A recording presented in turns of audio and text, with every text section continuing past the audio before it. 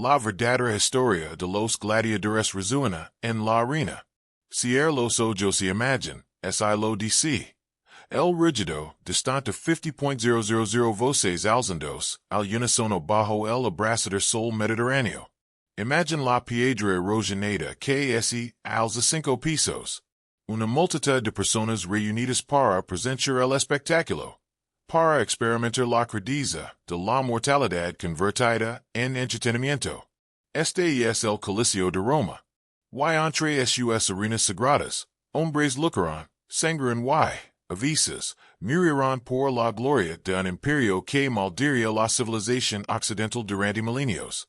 Pero las historias que ha escuchado, los cuentos que Hollywood lo ha contado sobre los gladiadores, apenas rozan la superficie de una realidad mucho más compleja, fascinante y profundamente humana. Esta noche, viajamos juntos a través de 2.000 años de historia para descubrir la verdad sobre estos guerreros de la arena. Seguiremos sus pasos, comprenderemos sus motivations, cenaremos sus mitos, y descubrimos que la verdadera historia del gladiador es mucho más cautivadora que cualquier ficción. Así que, accommodate. Ponte cómodo, y deja que tu mente se remonte a través de los siglos. Nuestra historia no comienza en Roma, sino en una civilización anterior a la gloria de la ciudad eterna con prácticas que eventualmente se transformarían en uno de los espectáculos más emblemáticos de la historia. Capítulo 1. Antes de la arena, los orígenes etruscos. Mucho antes de que el primer gladiador romano levantara una espada en las brumosas colinas del centro de Italia, vivía un pueblo sofisticado llamado los etruscos. Esta fue una civilización que floreció aproximadamente desde el año 900 AC. Una cultura de artistas, comerciantes y sacerdotes que influía profundamente en sus vecinos, la creciente ciudad de Roma. Los etruscos tenían creencias sobre la muerte, y el más a que parecerían extrañas a los ojos modernos, pero que tenían perfecto sentido dentro de su cosmovisión. Creen que cuando un gran hombre moría, cuando un noble guerrero o un líder respetado pasaba de este mundo al siguiente, su viaje requería acompañamiento.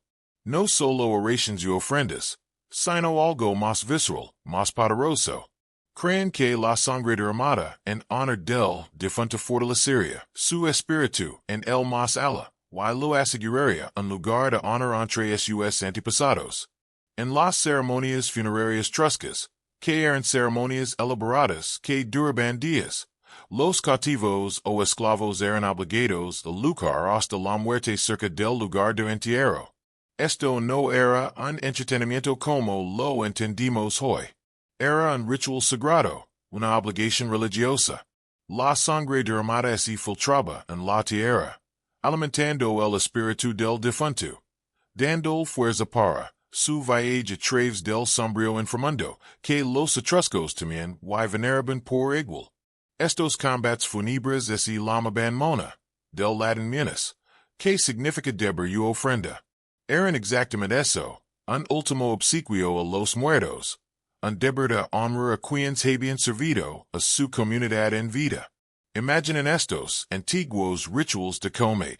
Dos hombres, quizá prisioneros de guerra, armados con armas básicas, luchaban no en una arena construida a tal efecto, sino en un espacio despejado cerca de una tumba, rodeados de dolientes ataviados con sus mejores galas, con el aire cargado de incienso y el humo de los funerales.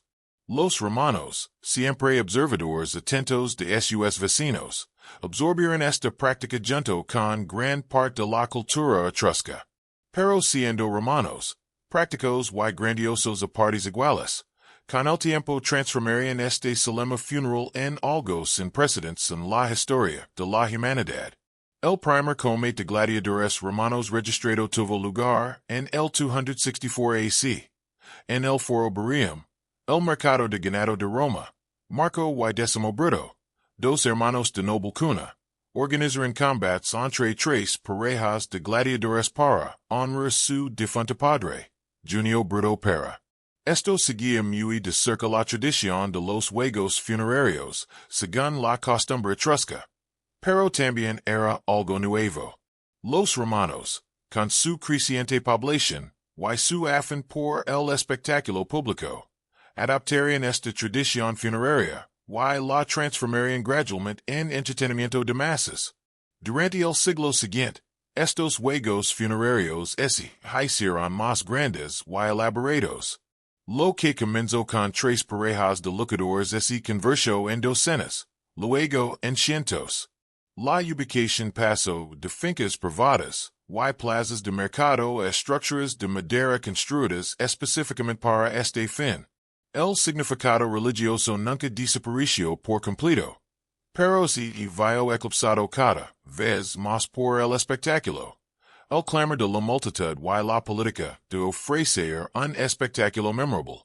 A finales de la República, alrededor del año 100 AC, políticos ambiciosos descubrieron que los juegos de gladiadores eran una forma extraordinariamente efectiva de ganarse el favor del público.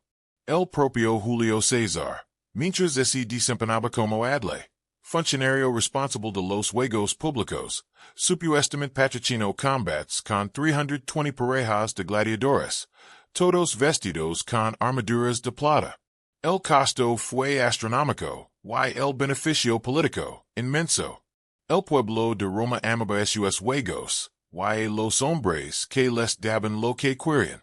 Este patrón definiría el comité de gladiadores durante los siguientes 500 años. Una práctica nacida de un ritual sagrado se transformó en una herramienta política y, finalmente, se convirtió en el corazón palpitante de la cultura popular romana. Para entender los gladiadores hay que entender esta evolución, esta extraña alquimia que convirtió el sacrificio religioso en entretenimiento público. Que hizo que los hombres lucraran y murieran entre los vidas de multitudes que olvidarían esos nombres tan rápidamente como los sorprendieron. Capítulo 2. El nacimiento del gladiador profesional. A medida que el comité de gladiadores evolucionó de un ritual funerario a un espectáculo público, una nueva profesión emergió de la arena ensangrentada. El gladiador profesional. Estos eran hombres que hicieron de la lucha su oficio, su identidad, su razón de ser. Para comprender cómo alguien se convertía en gladiador en la antigua Roma, debemos dejar de lado nuestras suposiciones modernas y adentrarnos en un mundo donde el honor, la supervivencia y el entretenimiento coexisten en una relación compleja, a veces contradictoria. Había varios caminos que podían llevar un hombre a la arena. El primero, y más común, era la esclavitud. Cuando las legiones romanas conquistaron nuevos territorios, lo que hicieron con despiadada eficiencia en todo el mundo mediterráneo. Decenas de miles de cautivos de guerra inundaron Italia. Prisioneros varones fuertes y sanos, especialmente aquellos de culturas guerreras, solían ser seleccionados para el entrenamiento de gladiadores. Ya habían demostrado su valía en la batalla. Ahora lo querían para el entretenimiento de Roma, no en contra de sus intereses. Imaginemos un joven, quizás un guerrero de la Galia o Tracia, que semanas antes había luchado contra soldados romanos en defensa de su patria. Ahora se encuentra encadenado en un mercado, siendo examinado como ganado por agentes de un lanista, dueño y entrenador de gladiadores. El agente busca cualidades específicas. Fuerza física, sin duda, pero también cierto fuego en la mirada. Una negativa a rendirse a la desesperación. Un gladiador que se ha rendido morirá rápidamente, y decepcionará a la multitud. Un gladiador con algo que demostrar, algo por lo que luchar. Incluso es su propia supervivencia y es una inversión rentable. Pero no todos los gladiadores eran esclavos. Esto sorprende muchos, pero a lo largo de la era gladiatoria, los ciudadanos romanos libres se convirtieron voluntariamente en gladiadores. Algunos se sintieron atraídos por la pobreza, tan agobiante que la vida de los gladiadores, por peligrosa que fuera, ofrecía mejor comida, y refugio que en cualquier otro lugar. La conocida escuela de gladiadores, la gladiatoria, proporcionaba comidas regulars, atención médica y, al menos, la posibilidad de ganar dinero y fama. Otros existían atraídos por algo más difícil de explicar. El atractivo de la reina en sí, la sociedad romana, especialmente durante el imperio, ofrecía pocas oportunidades para que los ciudadanos libres demostraran su valencia física y destreza militar. El servicio militar era uno de ellos, pero requería largos compromisos, y a menudo implicaba tediosas tareas de guarnición. La reina ofrecía algo más inmediato, más dramático.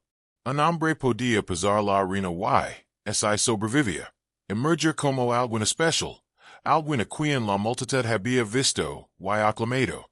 Estos voluntarios libres, llamados autoetai, firmaban contratos que los reducen legalmente a la condición de esclavos durante un periodo determinado. Esto era necesario porque los gladiadores existían fuera de las estructuras sociales romanas normales. Eran infames, marcados por la infamia, lo que significaba que perdían muchos derechos civiles.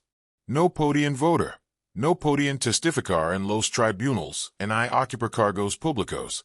Sin embargo, a pesar de este estigma social, o quizás debido a él, los gladiadores ocupaban una posición extraña en la cultura romana. Eran a la vez despreciados y celebrados, los más bajos de los bajos y objetos de fascinación. Había un camino más hacia la reina, más oscuro y menos común, la condena penal. Los romanos que cometen ciertos delitos, en particular asesinato o traición, podían ser condenados al gladium o al ludum, además de la espada, o a la escuela de gladiadores. Este así consideraba un castigo más severo que la simple ejecución, y que combinaba la certeza de la muerte con el sufrimiento prolongado y la humiliación pública. Estos criminales condenados, llamados noxit, solían participar en las ejecuciones a la hora del almuerzo en los juegos, espectáculos designados más como castigo que como entretenimiento. Aunque los romanos encontraban entretenimiento en ellos, una vez que un hombre llegaba a una escuela de gladiadores, independientemente como legra, comenzaba su transformación. Estas escuelas, llamadas ludi, estaban repartidas por toda Italia, y las más famosas se concentraban en Capua, a unos 209 kilómetros al sur de Roma. El ludus era en parte centro de entrenamiento, en parte prisión, y en parte monasterio guerrero. Los hombres vivían en celdas, generalmente unos 3 metros cuadrados, con una plataforma para dormir y poco más.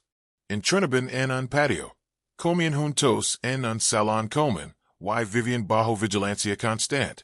El entrenamiento en sí era intenso y sofisticado.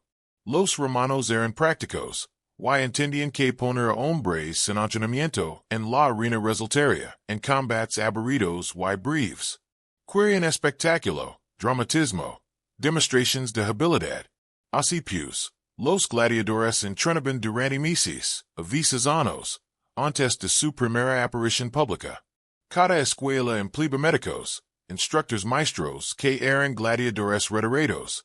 Estos hombres enseñaban los diversos estilos de lucha a las diferentes clases de gladiadores que habían evolucionado a lo largo de generaciones. Estaba el mormillo, que lucaba con un gran escudo rectangular y una espada corta, con el yelmo de cordú, con una cresta de pez. Estaba el thrax, el thrian, con su escudo más pequeño y su espada cova. El retiarius lucaba con red y tridente, con armadura mínima, basándose en la velocidad y la agilidad. Cada estilo tenía sus propias técnicas, ventajas y vulnerabilidades. Los aprendices practicaban con espadas de madera llamadas rudas contra postes de madera llamados palos. Hora tras hora, día tras día, golpeaban estos postes, aprendiendo los ángulos de ataque precisos, el juego de paz y el equilibrio necesarios para luchar eficazmente con armadura y equipo pesado. Aprendieron a luchar tanto ofensiva como defensivamente. A interpretar los movimientos del oponente y a controlar el ritmo del come. El acondicionamiento físico era igualmente importante. Los gladiadores seguían una dieta específica diseñada para desarrollar músculo y obtener energía. Contrariamente a lo que cabría esperar, esta dieta era principalmente vegetariana, baita en cebada, judías y frutos secos. Análisis modernos de esqueletos de gladiadores han revelado altos niveles de estroncio, acordes con una dieta vegetal. Esto no es debía a razones éticas. Las judías y la cebada eran baratas y eficaces. El físico resultante era fuerte, pero contaba con una capa de grasa que proporcionaba cierta protección contra cortes, a la vez que realzaba visualmente el derramamiento de sangre sin causar heridas mortales inmediatas. El gladiador desarrollaba una presencia física particular. No eran físico-culturistas en el sentido moderno, sino atletas funcionales formados para una potencia y resistencia explosivas. Debían actuar frente a multitudes durante 30 minutos o más, luchando en el calor del verano romano, con armaduras que podían pesar hasta 18 kilogramos. La vida en el ludes seguía reglas estrictas. La disciplina se imponía con latigos y cadenas. Los gladiadores que entrenaban mal, mostraban cobardía o infringían las reglas podían ser severamente castigados. Sin embargo, dentro de este severo sistema, se forjaban vínculos. Los gladiadores vivían juntos, entrenaban juntos, enfrentaban la muerte juntos. Formaban una hermandad, una familia en el auténtico sentido romano. A menudo se unían a sociedades funerarias, juntando dinero para asegurar que sus colegas recibieran los debidos derechos funerarios. Muertos, si no vivos, serían honrados. Esta era la forja en la que se forjaban los gladiadores. Un sistema que reunía a hombres de todos los rincones del imperio, de todas las clases sociales, y los transformaba en guerreros de una clase particular. No soldados que luchaban por la conquista, sino artistas que luchaban por la supervivencia, por la gloria, por el rugido de la multitud. Estaban a punto de subir a un escenario construido a propósito para su arte mortal. Una maravilla arquitectónica que, en hoy se alza como testimonio de la grandeza de Roma y su afán por el espectáculo. Capítulo 3. La brutalidad de la ingeniería del Coliseo. Si visita Roma, hoy y para frente al Coliseo, incluso en su estado erosionado y incompleto, la imponente presencia de la estructura domina el paisaje. Pero imaginelo en su mejor momento. Relante piedra caliza travertina, 4 pisos de arcos y columnas, estatuas llenando cada nicho.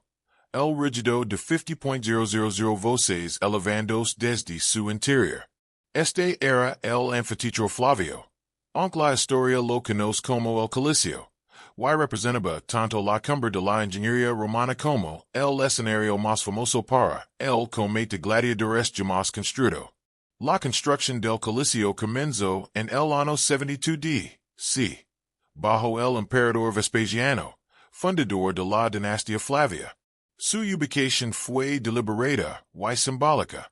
Se alzaba sobre el emplazamiento de la casa dorada de Neron, el extravagante palacio que el tiránico emperador se había construido tras el gran incendio de Roma.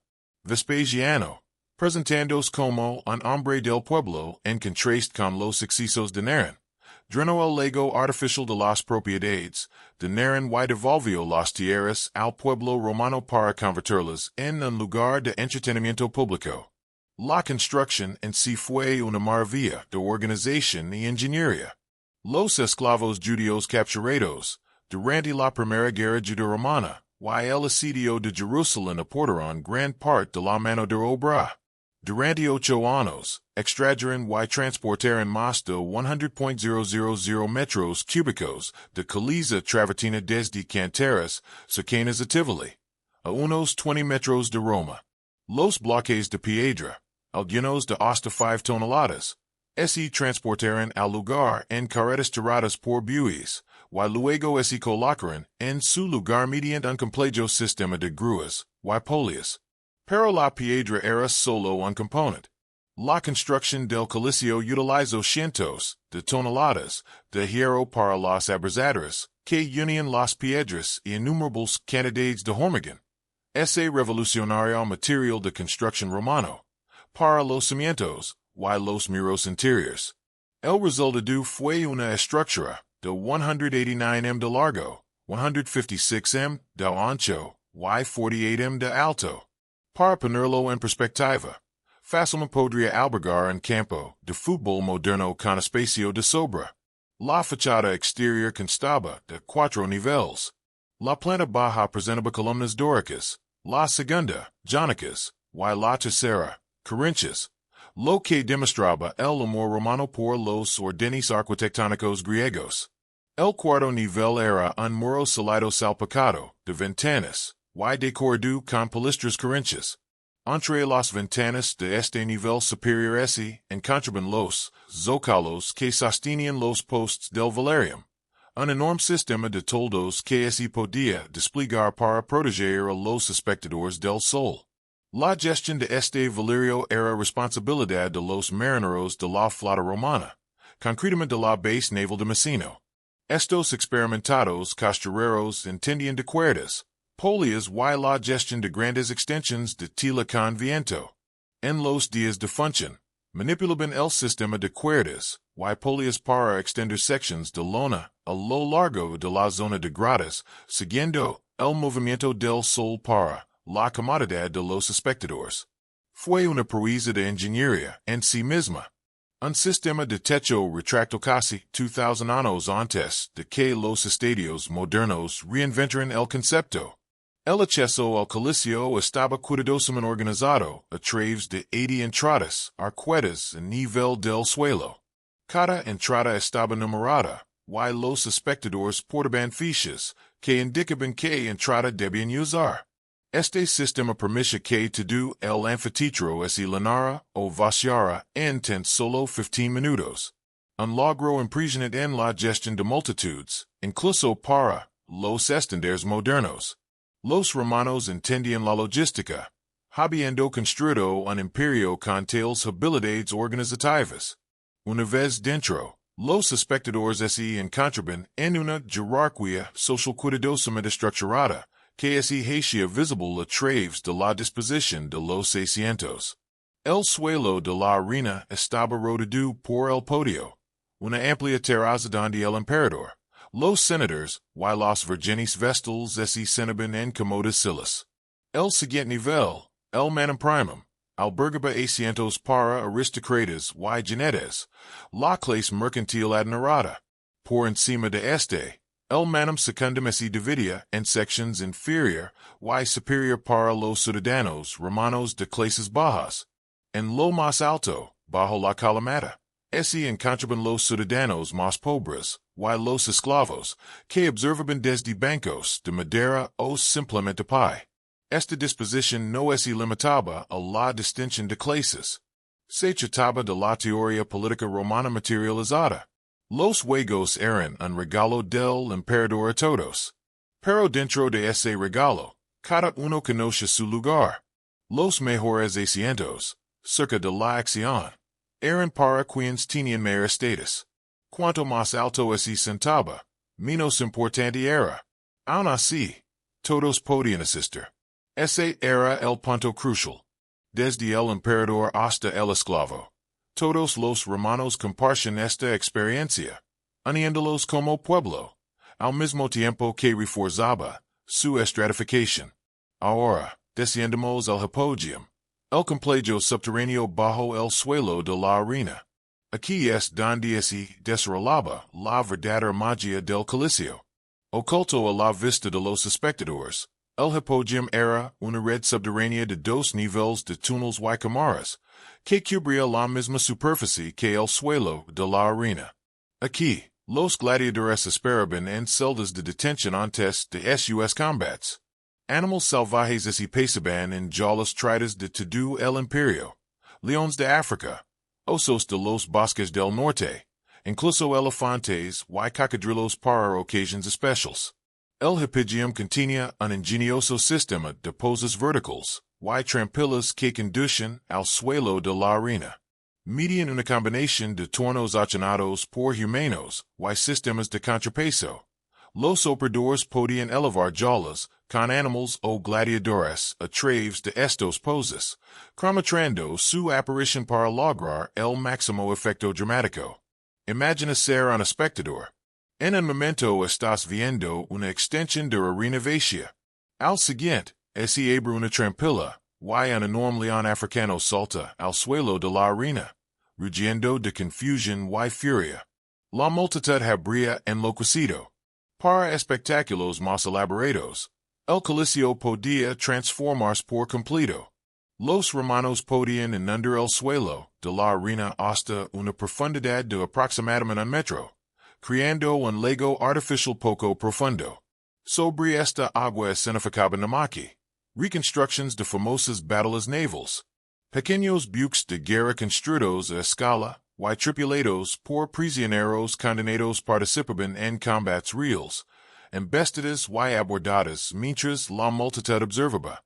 La ingeniería necesaria para impermeabilizar el suelo de la arena, linear y drenar miles de metros cúbicos de agua, y garantizar la integridad estructural de las cámaras subterráneas demostró la ingeniería romana en su máxima expresión. El propio suelo de la arena, cuando no estaba inundado, estaba cubierto de arena. El término latino para arena es arena, de ahí nuestro término moderno. Esta arena cumplía múltiples funciones prácticas, proporcionaba estabilidad a los combatientes, absorbía la sangre que inevitablemente se derramaba, y podía ser lavada entre combats. Algunas fuentes antiguas sugieren que ciertos juegos especialmente importantes utilizaban arena roja o incluso dorada para lograr un efecto visual, aunque este detalle sigue siendo objeto de debate entre los historiadores. El Coliseo fue inaugurado en el año 1000 DC por Tito, hijo de Vespasiano. Las ceremonias inaugurales duraron 100 días y incluyeron combates de gladiadores, cacerías de animales salvajes, ejecuciones y las mencionadas batallas navales. Los historiadores antiguos afirmaron que 5.000 animales murieron durante estos juegos inaugurales, aunque es probable que estas cifras sean exageradas, como solían hacer los escritores antiguos al describir cualquier aspecto del espectáculo imperial. A lo largo de su vida útil, que duró aproximadamente 400 años, el Coliseo albergó miles de espectáculos. Fue testigo de los reinados de emperadores desde Tito hasta finales del Imperio Romano. Fue testigo de la evolución y el declive de los combates de gladiadores. Sobrevivió a incendios, terremotos y la gradual decadencia del propio imperio. Cuando los juegos de gladiadores finalmente cesaron a principios del siglo VD.C., el Coliseo cayó en desuso. Su piedra fue extraída para otros edificios. Sus abrazaderas de hierro fueron arrancadas para su reutilización. Sus cámaras subterráneas se llenaron de escombros. Sin embargo, incluso en ruinas, siguió siendo un símbolo del poder romano y el genio de la ingeniería. Los cristianos medievales lo creen un espectáculo de martirio. Aunque la evidencia histórica de ejecuciones cristianas, específicamente en el Coliseo, y es sorprendentemente escasa. No obstante, su preservación se justificó finalmente por motivos religiosos, protegiéndolo de la destrucción total.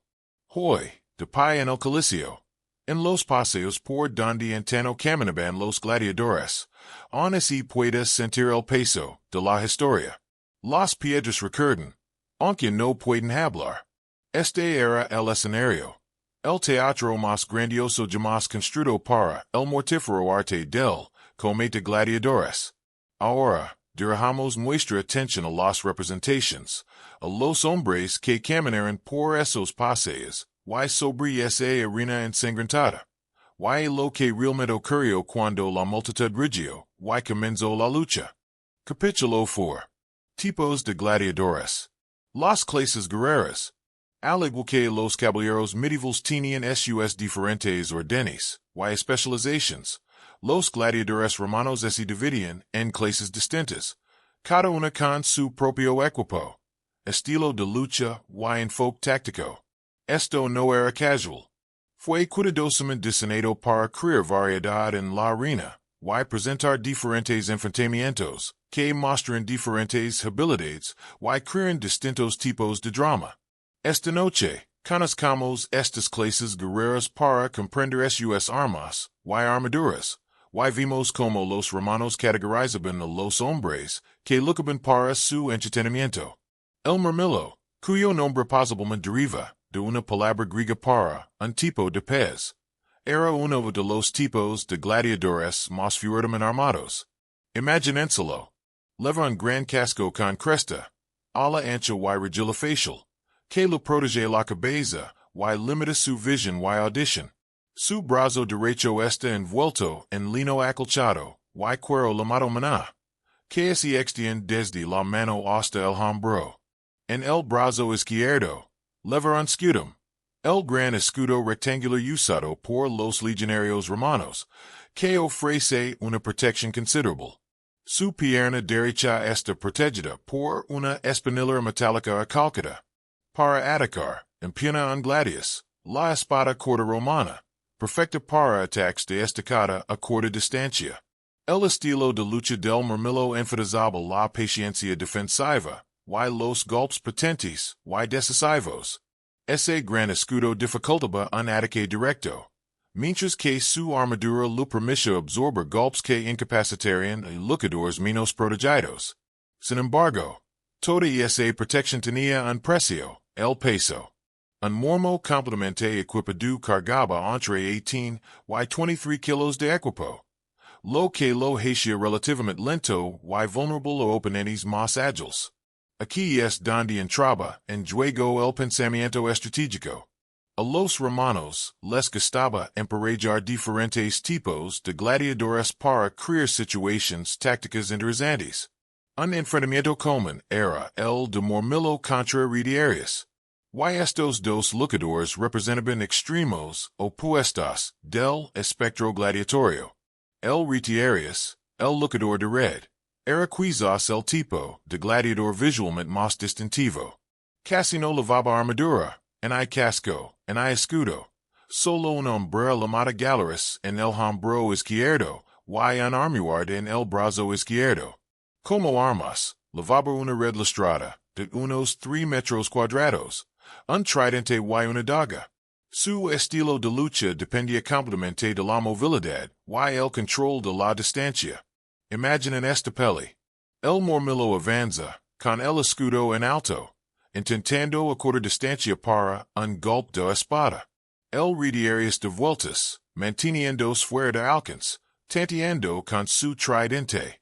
Si logra enredar al mormo en su red, aunque si brevemente, puede golpear con el tridente las zonas vulnerables que la armadura de su oponente no cubra. Pero si el murmillo lo atrapa, acorta la distancia y lo inmoviliza contra la pared de la arena. La peli termina rápidamente. El short sword es little a corta distancia, y el Realmente no tiene armadura que lo proteja. Al público lo encantaban estos enfrentamientos porque el contraste era tan marcado. Fuerza contra agilidad, armadura contra velocidad, paciencia contra agresividad. Cada peli contaba una historia diferente según cómo se desarrollaron las tácticas. Otro luchador fuertemente armado era el secular, cuyo nombre significa perseguidor o cazador. El secular estaba diseñado específicamente para luchar contra Ricciari.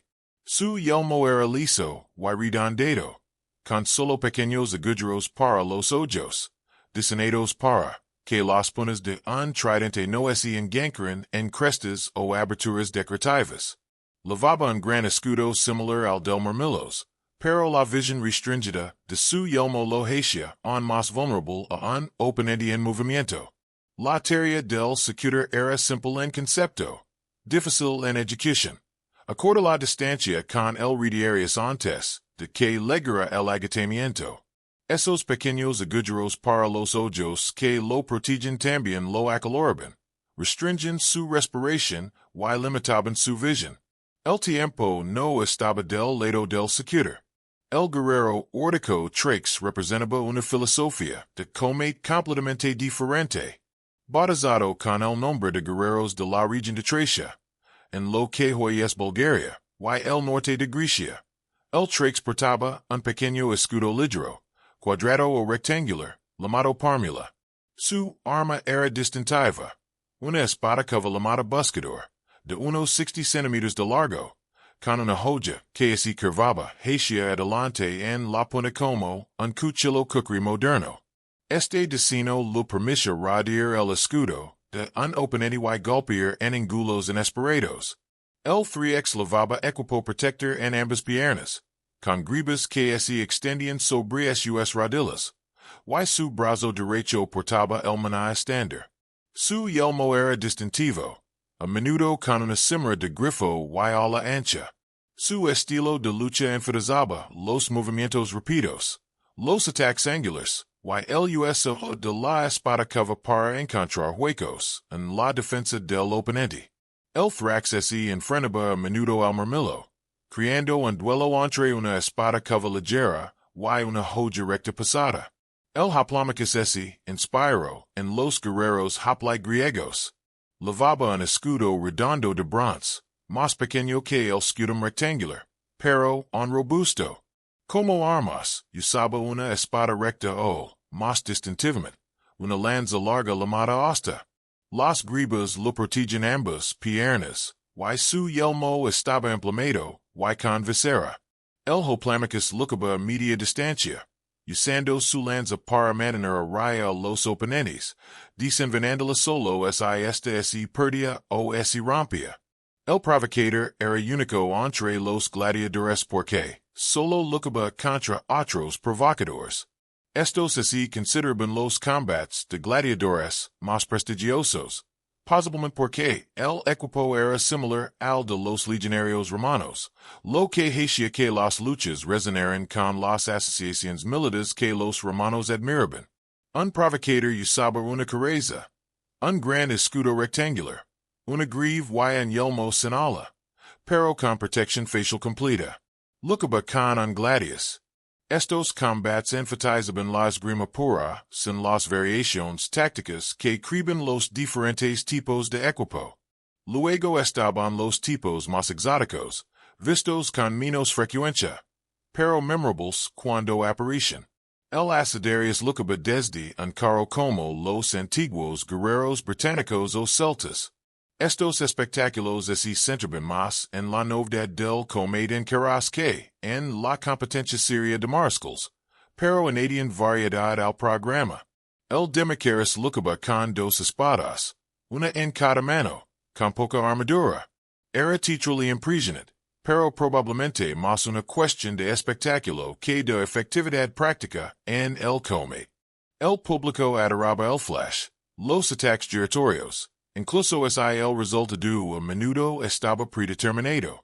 Los gladiadores, llamados gladiadores, existían, aunque eran poco frecuentes y controvertidos.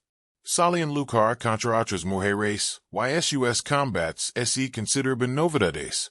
A veces incluso interludios cómicos en lugar de combates seriosos. La actitud romana, hacia los guerreros era compleja. La fascinación se mezclaba con la incomodidad al ver a las mujeres participar en actividades reservadas a los hombres. El emperador Septimio VI finalmente prohibió el combate de gladiadores femeninos en el año 200 DC. Aunque no está claro si esta prohibición se aplicó de forma sistemática. El equipo para todos estos tipos de gladiadores era caro, y se mantenía con esmero. Un conjunto completo de armas y armadura podía costar tanto como varios esclavos. Era fabricado por artesanos expertos, a veces decorado con grabados o incrustaciones, siempre equilibrado para una lucha eficaz. Las escuelas de gladiadores mantenían armerías con docenas o cientos de equipos. Cada país se adaptaba a luchadores específicos. Cada tipo se mantiene en multiples tamaños y conditions. El entrenamiento en una clase específica de gladiadores y convirtió en parte de la identidad de un luchador. Un hombre podía pasar años perfeccionando las técnicas del mormillo, comprendiendo el manejo del escudo, el juego de paz, y el ritmo particular de luchar con armadura pesada. Cambiar de clase no era común. Podía ocurrir si una legion impracticó el estilo original de un luchador o si un lanista veía potential en el entrenamiento cruzado. Los romanos seguían a los gladiadores como los aficionados, al deporte moderno siguen a los atletas. Tenían favoritos entre los distintos tipos. Algunos aficionados preferían el combate directo, y potente de luchadores pesados. Otros amaban la partida de ajedrez táctica de mormillo contra retiarios. Los grafitis encontrados en Pompeya y otras ciudades romanas muestran a los aficionados declarando sus preferencias. Crescens, el retiarios, que atrapa a las chicas en su red, o colitas. El trecho tres veces ganador, que hace que las chicas se dismayen. Esta variedad, esta cuidadosa categorización, y emparejamiento convirtieron el combate de gladiadores de la simple lucha en algo más complejo. Un deporte con reglas y clases, un espectáculo con profundidad estratégica, un entretenimiento que recompensaba el conocimiento y la atención. Los romanos no solo querían ver luchar a los hombres, querían ver tipos específicos de combates, enfrentamientos que crean dramatismo mediante la interacción de diferentes equipos y tácticas. Ahora que conocemos a los guerreros y sus armas, centrémonos en lo que realmente sucedía al entrar en la arena, en la estructura de un día en los juegos, y en cómo se desarrollaban estas contiendas desde la ceremonia inaugural hasta el golpe de gracia. Capítulo 5. Un día en los juegos desde el amanecer hasta el anochecer. Imaginad como ciudadano romano en el año 110 DC. Durante el reinado del Emperador Trajano, has recibido una tesora, una ficha de cerámica marcada con tu sección y número de asiento para los juegos de mañana en el Coliseo. Se trata de juegos de gladiadores munis patrocinados por el propio emperador para celebrar una reciente victoria militar en día. Los juegos duraron 3 días, y mañana es el segundo. Tradicionalmente, son los más prestigiosos, con la participación de los mejores gladiadores. Te levantas antes del amanecer. Las puertas abren temprano y, en tu tesoro te garantiza un asiento. Buscas una buena posición. Además, parte de la experiencia es la atmósfera, la emoción que crece a medida que el enorme anfiteatro se llena de gente. Tomas pan, y queso para desayunar. Linas un pequeño odor de vino, y recorres las calles de Roma. Mientras la ciudad está en penumbra bajo la luz del amanecer, el Coliseo se alza imponente, con antorchas encendidas alrededor de su perímetro. Miles de personas y convergen hacia la estructura desde todas las direcciones. Los vendedores ambulantes se instalan alrededor del exterior del anfiteatro, vendiendo comida, bebidas, cojines para los asientos de piedra y incluso pequeñas figuras de arcilla de gladiadores famosos. El air vibra con anticipación.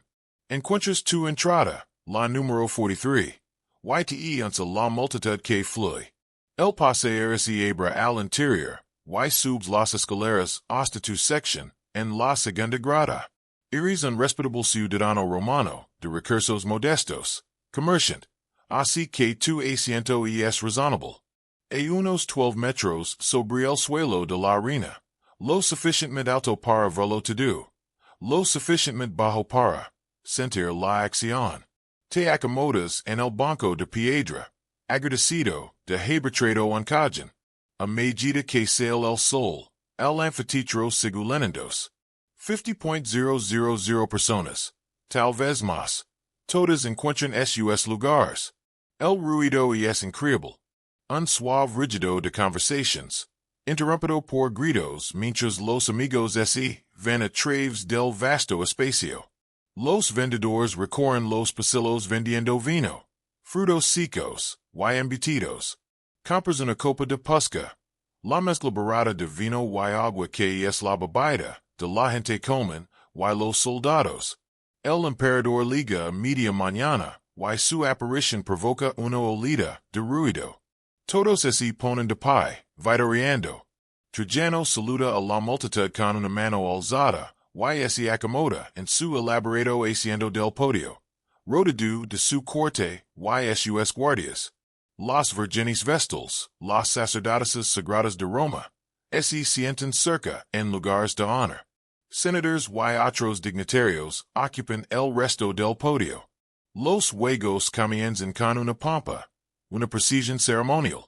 Los músicos entran en la arena tocando trompetas y órganos de agua, llenando el espacio de sonido. Officials y assistants lo siguen, portando las armas y armaduras que se usan hoy, mostrándolas a la multitud. El mensaje es claro, este equipo es real. El combate será auténtico. Luego vienen los propios gladiadores, caminando en dos columnas, con sus armaduras relucientes y rostros seriosos. Dan vueltas por la arena, y la multitud ruge en señal de aprobación. Algunos luchadores reconocen a sus favoritos entre el público, alzando el puño o un arma a modo de saludo. Los gladiadores se detienen ante el palco del emperador, y alzan el brazo derecho. Hablan juntos. Un emperador morado saludan. Salve, emperador. Los que están a punto de morir te saludan. Esta famosa frase, inmortalizada en películas y libros, en realidad se usaba con menos frecuencia de lo que sugiere la cultura popular. La evidencia histórica muestra que se decía principalmente durante eventos imperiales especiales, pero en ocasiones como esta, probablemente se pronunciaba un reconocimiento ritualizado de la mortalidad y el poder imperial. El segmento inaugural de los juegos, que se extiende durante la mañana, presenta cacerías y exhibiciones de animales salvajes ven. El hipogeo bajo la arena se convierte en un hervidero de actividad mientras los cuidadores preparan jaulas y elevadores mecánicos. Las trampilas se abren en el suelo de la arena y emergen los animales.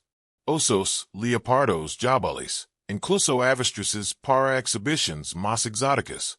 Cazadores entrenados llamados venedor entran en la arena armados con lanzas y arcos.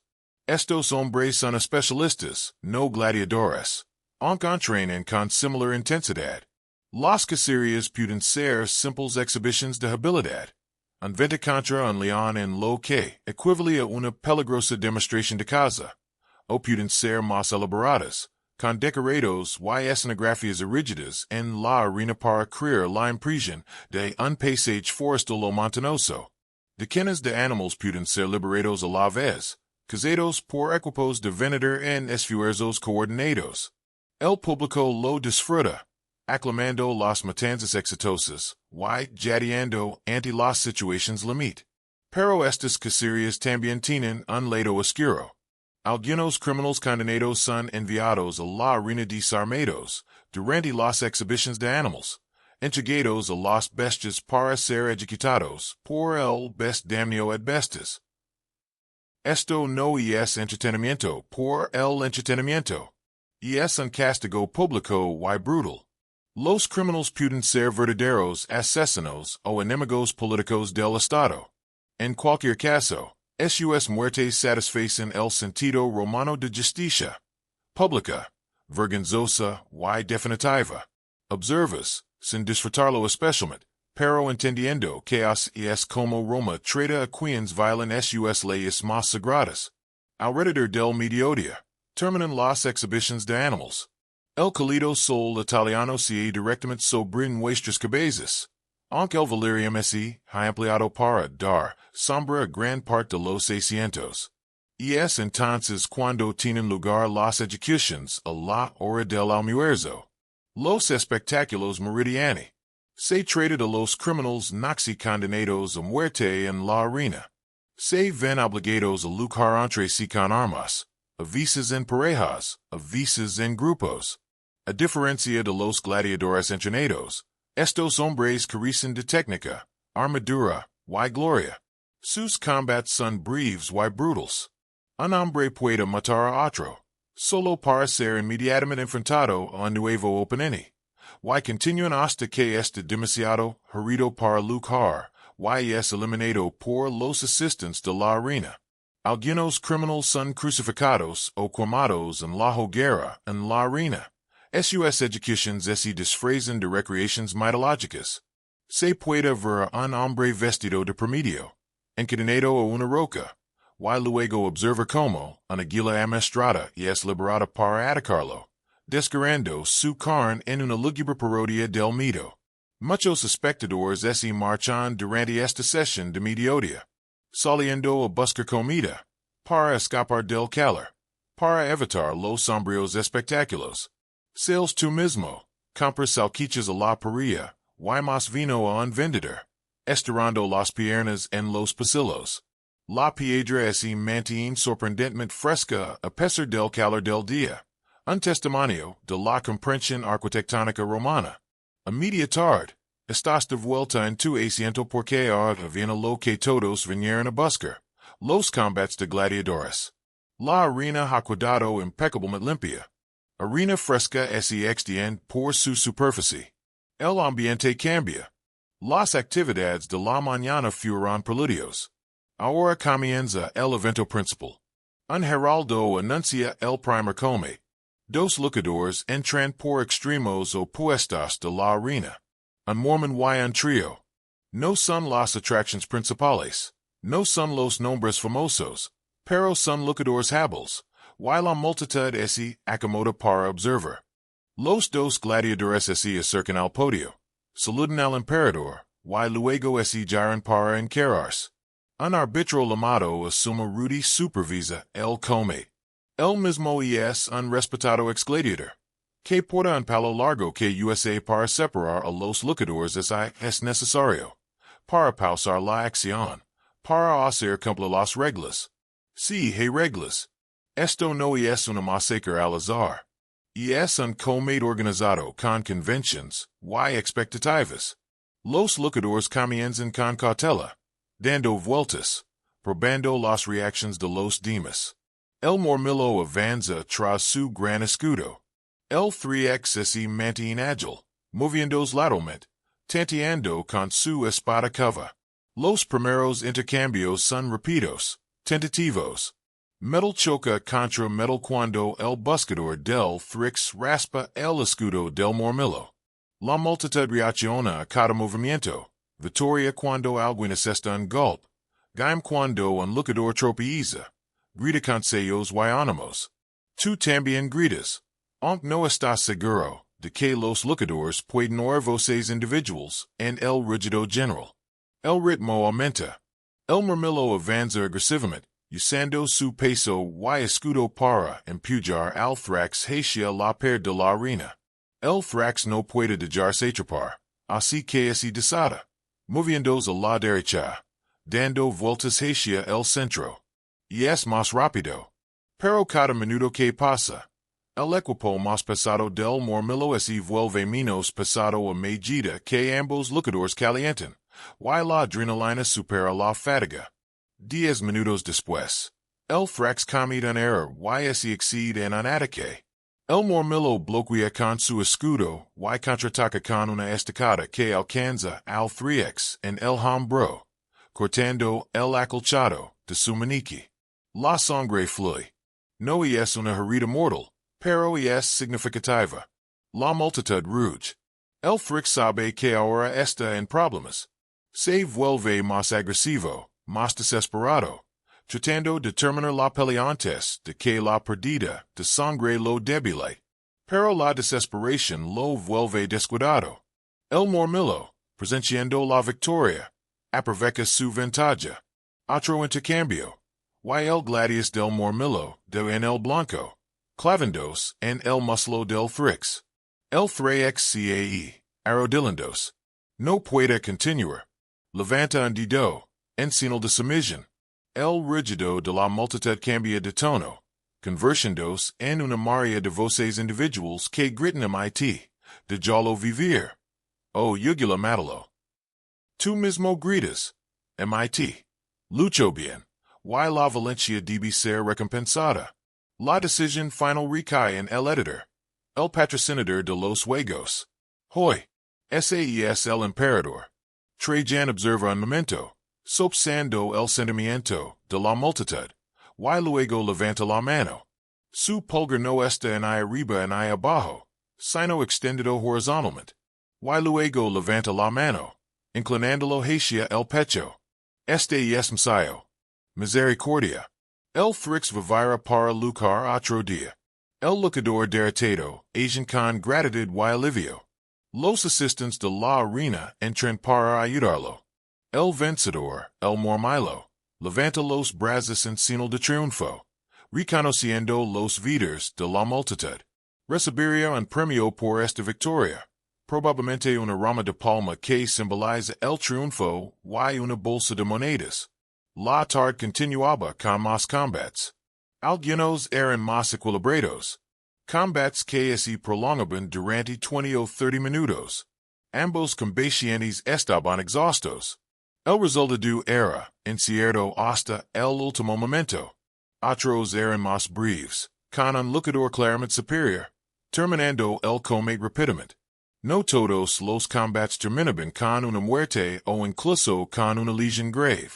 El Messiah se otorgaba con mayor frecuencia, especialmente para lucadores hábiles que ofrecen un buen espectáculo.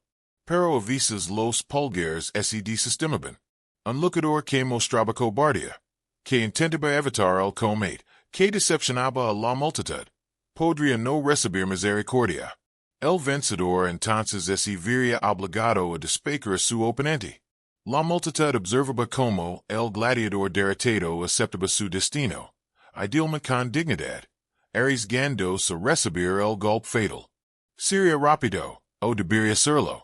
Un gladiador hábil sabía cómo lograr una muerte lo más limpia posible.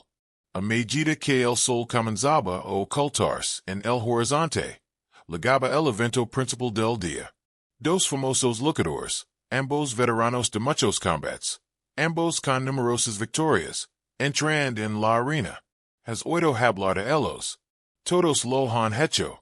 Uno es un hombre seguro llamado Flama la Lama, conocido por su estilo agresivo y su negativa a retirarse. El otro es un retiarius llamado Nautilus, famoso por su velocidad y por haber atrapado a tres oponentes seguidos en su red en una exhibición especial. Esta peli es justo lo que el público espera. Y es táctica, dramática, con el impulso cambiando varias veces. Flama carga. Nautilus evade. La red se despliega. Fulmer apenas lo esquiva. Se separan giran, vuelven a enfrentarse. Todo el anfiteatro está de pie, gritando. Tu caballo por gritar. Pero a ti no te importa. Después de 25 minutos de combate, ambos hombres están exhaustos, sangrando por heridas menores, apenas capaces de levantar sus armas. El árbitro ordena el alto. Ambos hombres se saludan mutuamente y al emperador. Trajan se levanta y les otorga a ambos lucadores el estatus de stands fails. En esencia, un empate con honor. Ambos reciben premios. La multitud aprueba rugiendo de satisfacción. Al acercarse el crepúsculo, los juegos concluyen. Desfilas con las masas. Caballo cansado, emocionalmente agotado pero satisfecho. Has presenciado espectáculo, habilidad, courage y drama. Mañana habrá otro día de juegos. No estás seguro de esas historias. Te duele la garganta, y el trasero por el asiento de piedra. Pero probablemente lo harás. Esto es Roma. Y esto es lo que hacen los romanos mientras caminas a casa por las calles que oscurecen. Y estás contando los momentos destacados del día a cualquiera que quiera escuchar. Y estás discutiendo con otros espectadores sobre que lucador demostró más habilidad. Que combate fue el más emocionante. Los juegos han terminado por hoy. Pero su impacto social, Las conversaciones que generan el sentido de identidad romana compartida que creen eso durar días. Capítulo 6. La psicología del gladiador. La mente de un guerrero. ¿Qué es esencia ser un gladiador? ¿Qué pensamientos ocupaban la mente de un hombre que sabía que cada vez que entraba en la arena podría no salir con vida? Para comprender la realidad psicológica de la vida gladiatoria, debemos ir más de los estereotipos de Hollywood y examinar la evidencia real. Lo que los gladiadores escribieron sobre sí mismos, lo que otros escribieron sobre ellos, y lo que la psicología moderna nos puede decir sobre las personas que viven bajo estos extremos. Primero, comprendemos que la mayoría de los gladiadores no morían en la arena. Esto sorprende muchos, pero la evidencia es clara. Un análisis cuidadoso de los registros, inscriptions y relatos contemporáneos de gladiadores sugiere que quizás uno de cada 10 o incluso uno de cada 8 combats terminaba en muerte. Esto tiene sentido si consideramos la economía. Entrenar a un gladiador era costoso. Alanista invertía mucho tiempo y dinero en cada luchador. Matarlos regularmente sería como un equipo deportivo moderno que ejecutara a los jugadores después de cada partido perdido. Un desperdicio, contraproducente y, en última instancia, insostenible. En cambio, los gladiadores solían tener carreras de varios años, combatiendo quizás 2 o 3 veces al año. Un gladiador exitoso podía luchar entre 20 y 30 veces antes de obtener su libertad, morir en la arena o retirarse por lesiones. Algunos luchadores excepcionales, como el famoso Flama, lucharán más de 30 veces, ganando la espada de madera de la libertad, la rudis, 4 veces, y en cada ocasión eligieron regresar a la arena en lugar de aceptar el retiro. Esta longevidad profesional creó un perfil psicológico particular. Los gladiadores no eran locos con deseos de morir. Eran luchadores profesionales que gestionaban el riesgo y buscaban el éxito en una profesión peligrosa. La psicología militar moderna ofrece interesantes paralelismos. Los soldados en puestos peligrosos desarrollan mecanismos de afrontamiento. El fatalismo se mezcla con la superstición. Fuertes vínculos con sus compañeros enfocan la tarea inmediata en lugar del peligro a largo plazo, y orgullo por sus habilidades profesionales. Los gladiadores exhibían patrones similares. Los vínculos dentro de una familia gladiatoria eran intensos. Estos hombres entrenaban juntos a diario, compartían comidas y vivían en celdas contiguas. Formaron sociedades funerarias para garantizar que los camaradas quedos recibieran los debidos derechos funerarios. Grafitis y inscriptions muestran a gladiadores dedicando sus victorias a sus compañeros fallecidos, manteniendo viva su memoria. También desarrollaron rituals y superstitions. Antes de un combate, un gladiador podía hacer ofrendas a Marte, dios de la guerra, o a Nemesis, dios de la venganza, y el destino, particularmente asociada con el combate de gladiadores. Podía llevar amuletos, vestigiles de un color específico bajo la armadura o seguir rutinas específicas que, según él, traían suerte. Estos rituals tenían un propósito psicológico. Crear una sensación de control en una situación donde el control era, en gran medida, ilusorio. La noche anterior al combate, los gladiadores que actuarían al día siguiente participaban en la cena libre, la comida gratuita. Se trataba de una cena pública donde los gladiadores comían bien, a menudo como invitados de su lanista, a veces en presencia de espectadores que acudían a ver de cerca a estos guerreros famosos. Algunos gladiadores comían con apetito, sabiendo que podría ser su última buena comida. Otros apenas podían comer, demasiado nerviosos para digerir la comida. Algunos eran filosóficos, discutiendo el destino y la muerte con la dignidad que los romanos admiraban. Otros eran más emotivos, lorosos, despidiéndose de amigos y seres queridos. Sí, seres queridos. Los Gladiadores, a pesar de su estatus legal de infames, a menudo tenían relations. Algunos así casaban, aunque estos matrimonios carecen de pleno reconocimiento legal. Muchos tenían hijos. Se han encontrado epitafios erigidos por esposas y hijos de gladiadores en todo el mundo romano. Una conmovedora inscripción de la esposa de un gladiador dice, para herbicus rediarius de la richa. Loro a un esposo que vivió 22 años, 7 meses, y 12 días. Luchó 13 veces, y salvó 13 veces, y fue coronado vencedor 13 veces. El destino le dio una decimocuarta peli donde cayó no ante su oponente, sino por traición. La emoción en estas palabras atraviesa 2 milenios. La carga psicológica del comate repetido no debe subestimarse. La investigación moderna sobre el esters de comate nos dice que incluso los soldados entrenados experimentan trauma acumulativo. Cada experiencia de comate aumenta la carga psicológica. Los gladiadores habrían experimentado efectos similares. Hypervigilancia, dificultad para dormir, recuerdos de combats anteriores, entumecimiento emocional intercalado con periodos de intensa emoción. Sin embargo, también experimentaron algo más. La embriaguez de la victoria, el rígido de la multitud, la euforia de sobrevivir al comate. Estas experiencias positivas crean un poderoso cóctel psicológico. Algunos gladiadores se volvieron adictos a la arena, en cierto sentido, atraídos por la intensa vitalidad que sienten durante el comate, incapaces o reacios a renunciar a ella, incluso cuando les ofrecía la libertad. Este fenómeno está documentado. Los gladiadores exitosos que logran su libertad a veces regresaban voluntariamente a la arena.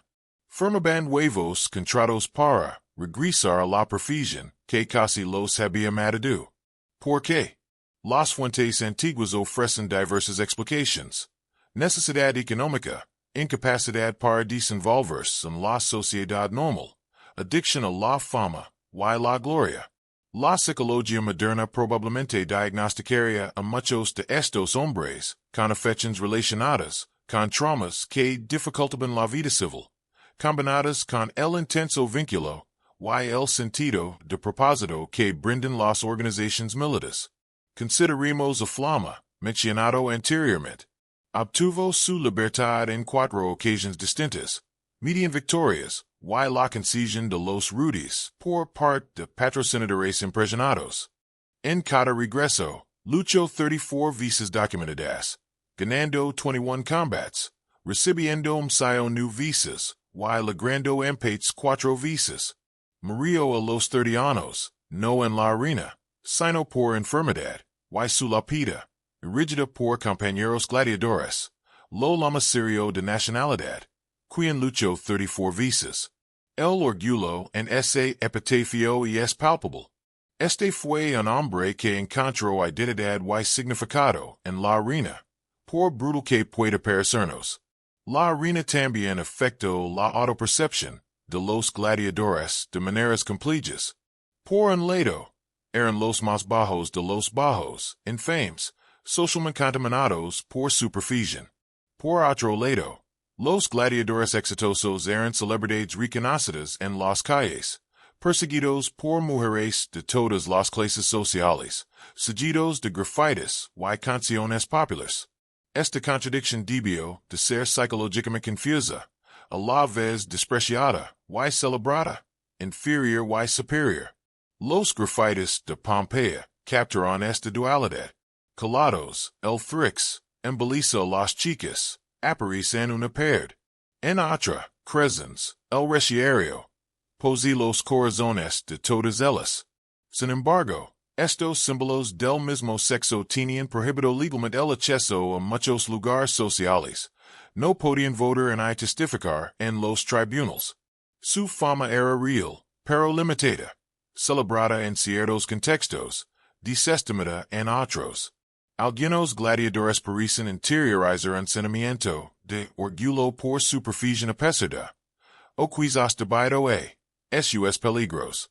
Las inscripciones muestran gladiadores, describiéndose a sí mismos con sus nombres, y records en la arena.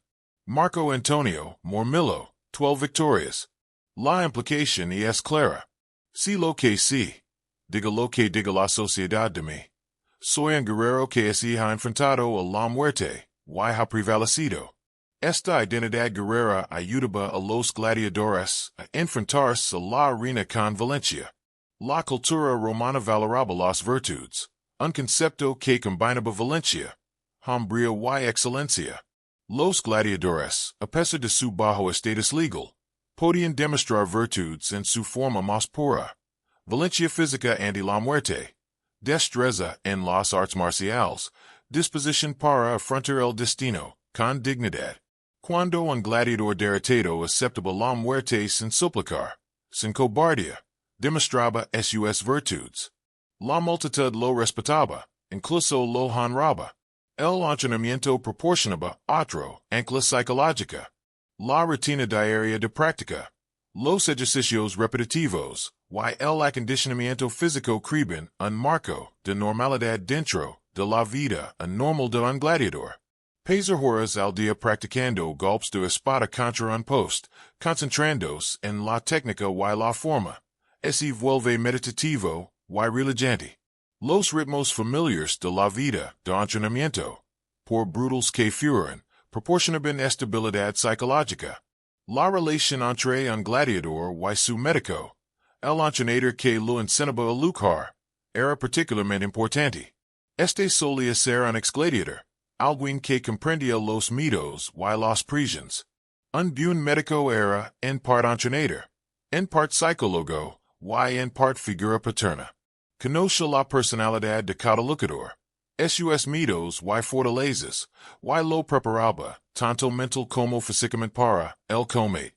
Antes de un combate, el médico podía recordar a su alumno victorias anteriores, lo que lo infundía confianza. Podía hablar de estrategia, dando al luchador algo concreto en lo que centrarse en lugar del mito. Tras una pelea, ganara o perdiera, el gladiador reflexionaba, ayudando al luchador a procesar lo sucedido, aprender de sus errores, y a construir sobre sus éxitos. También debemos considerar a los gladiadores de orígenes libres, los actorados que se ofrecieron como voluntarios para la arena. Su psicología era diferente en algunos aspectos. Habían elegido esta vida, así que no podían culpar el destino en la desgracia. Pero también habían ejercido su capacidad de acción, lo que les proporcionaba una resiliencia psicológica diferente. Se demostraban algo a sí mismas o a la sociedad. Y ese sentido de propósito, aunque destructivo, daba sentido a su sufrimiento. La realidad psicológica de la vida de gladiador era, por lo tanto, una mezcla compleja. Trauma y orgullo, mito y euforia, degradación y fama, rutina y peligro mortal. Estos hombres no eran simples. Eran seres humanos que lidiaban con circunstancias extraordinarias, desarrollando las herramientas psicológicas necesarias para funcionar, luchar y, a veces, morir con la dignidad que tanto valoraban los romanos. Mientras nos acostamos esta noche, reflexionemos sobre lo que significa encontrar la identidad en el peligro, construir una comunidad en la brutalidad, buscar el honor en una profesión deshonrosa. La psicología del gladiador nos revela algo profundo sobre la adaptabilidad humana, sobre la capacidad de nuestra especie para encontrar significado y propósito incluso en las circunstancias más oscuras. Y ese quizás sea una verdad que vale la pena lavar en nuestros sueños. Capítulo 7. Mujeres, niños y sociedad. El impacto de la arena. La arena no existe aislada. Estaba entretegida en la sociedad romana de maneras que afectaban a casi todos los aspectos de la vida. Desde las relaciones de género hasta la infancia. Desde la política hasta la economía. Desde la religión hasta el arte. Esta noche, exploraremos cómo el combate de gladiadores influyó y reflejó la cultura romana, más allá de la arena sangrienta de la arena. Empecemos con una pregunta inesperada. ¿Cómo era ser mujer en una sociedad obsesionada con los gladiadores? La respuesta es compleja. Las mujeres romanas, en particular las de las clases altas, asisten a los juegos con regularidad. Se sentaban en las gradas superiores, separadas de los hombres por ley bajo las reformas de Augusto, cuyo objetivo era proteger la moralidad pública.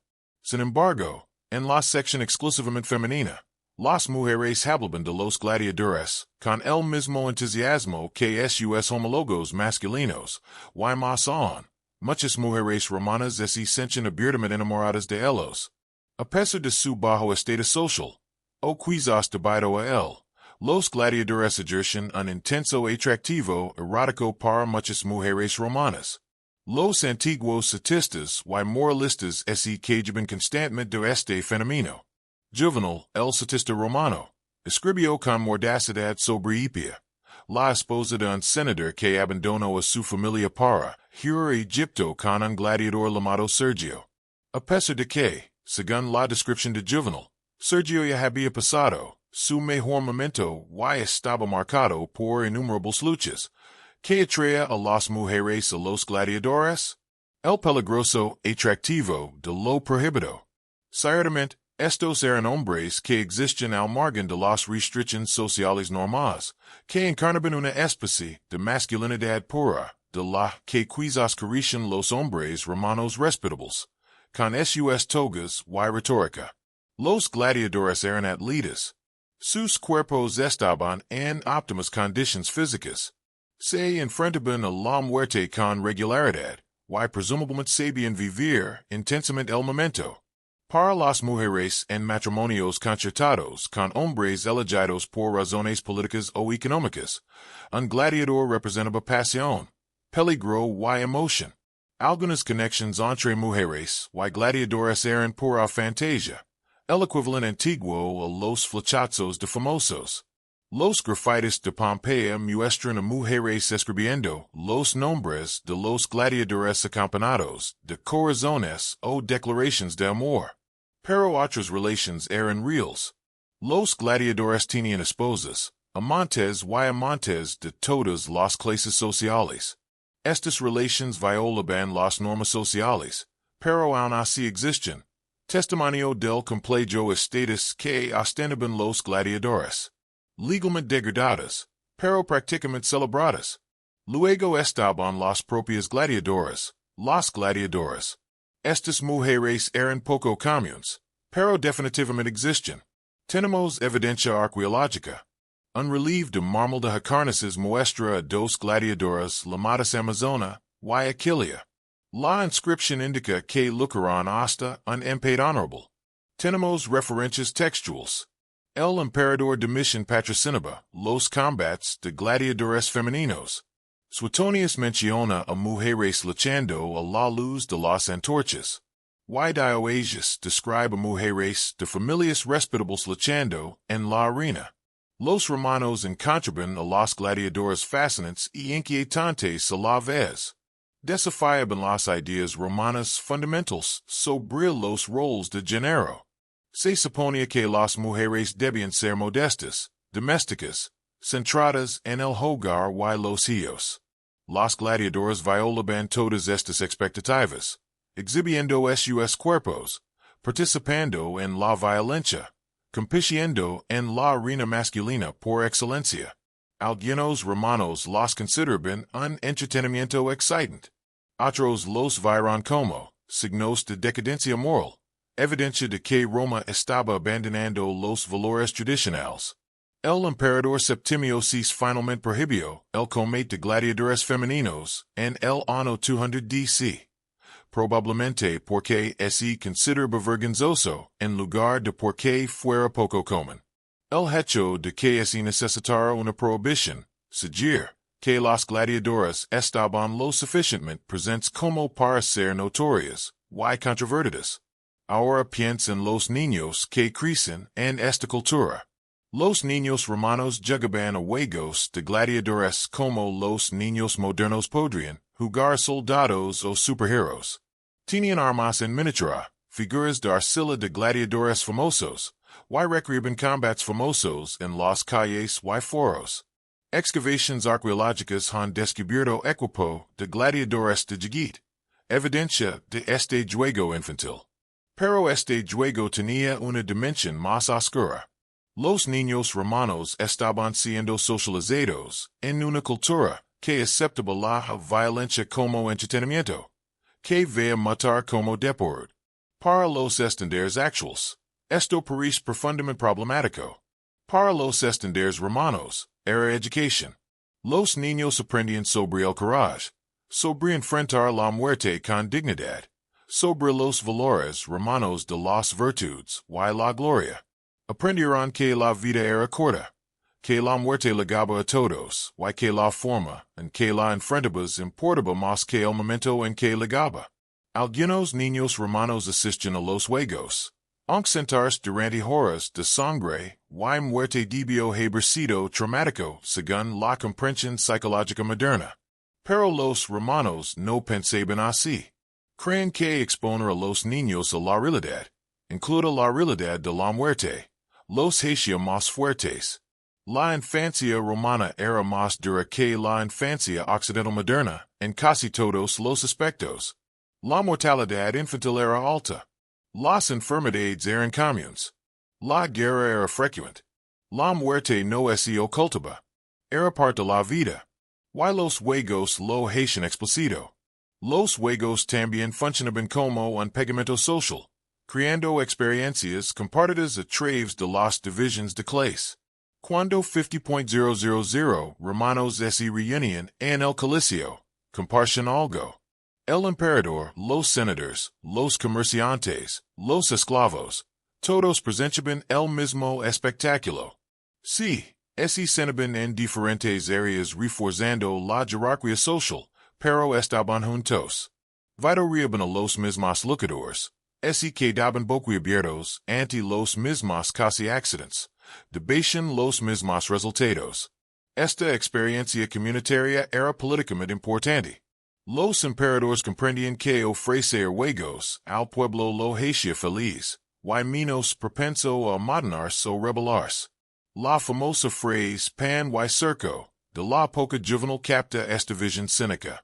Si se mantienen a las masas alimentadas y entretenidas, no cuestionaron la autoridad. Hay algo de cierto en esto, pero no lo es todo. Los juegos también entusiasmaban genuinamente a la gente. Les proporcionaban alegría, drama y algo de que hablar además de sus problemas.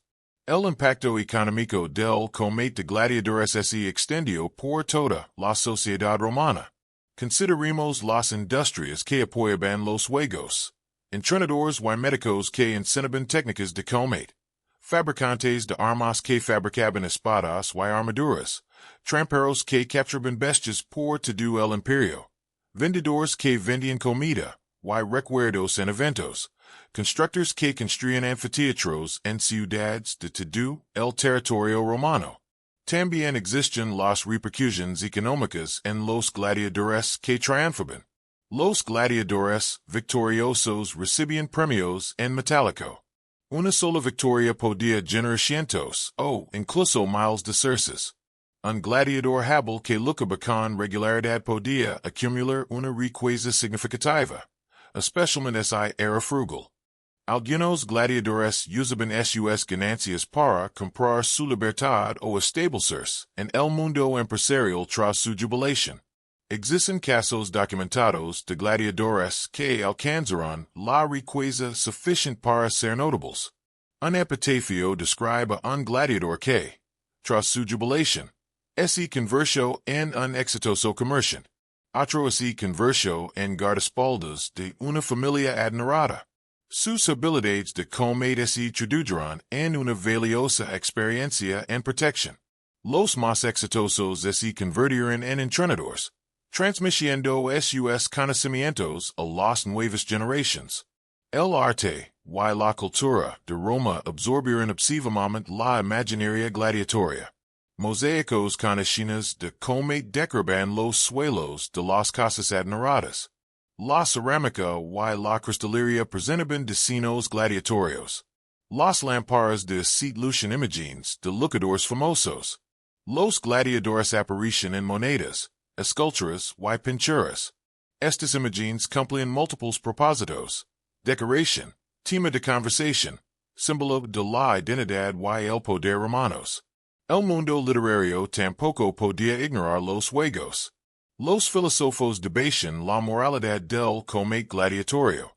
Séneca, el filósofo estoico, escribió críticamente sobre los juegos, en particular sobre las ejecuciones del mediodía, calificándolas de moras carnicerias. Sin embargo, incluso Séneca reconoció su asistencia. Sus críticas se centran en los aspectos más brutales, no en la institución en sí. Como era de esperar, los escritores cristianos condenaron los juegos con mayor rigor. Consideraban el combate de gladiadores como una prueba de crueldad pagana, incompatible con los valores cristianos de misericordia y santidad. Sin embargo, incluso con el crecimiento del cristianismo, incluso después de convertirse en la religión oficial del imperio, los juegos continuaron durante décadas. La población los amaba demasiado, y los emperadores necesitaban sus beneficios políticos con demasiada desesperación como para erradicarlos rápidamente.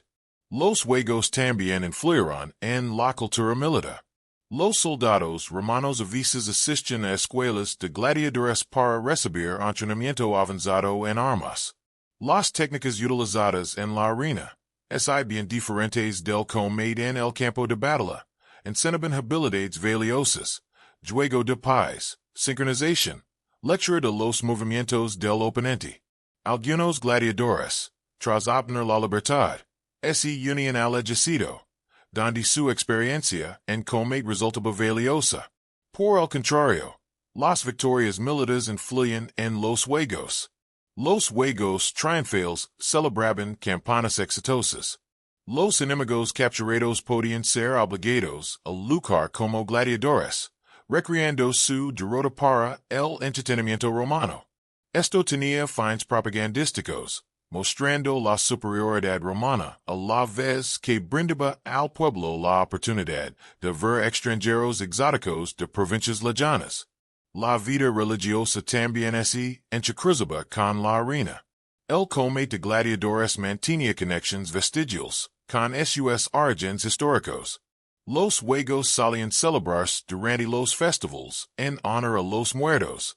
Los gladiadores que triunfaban hacían ofrendas a los dioses, en particular a Marte y Nemesis.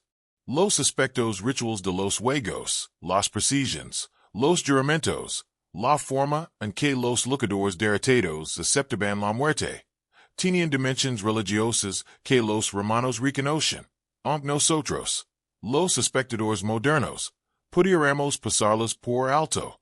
La arena también influyó en el lenguaje.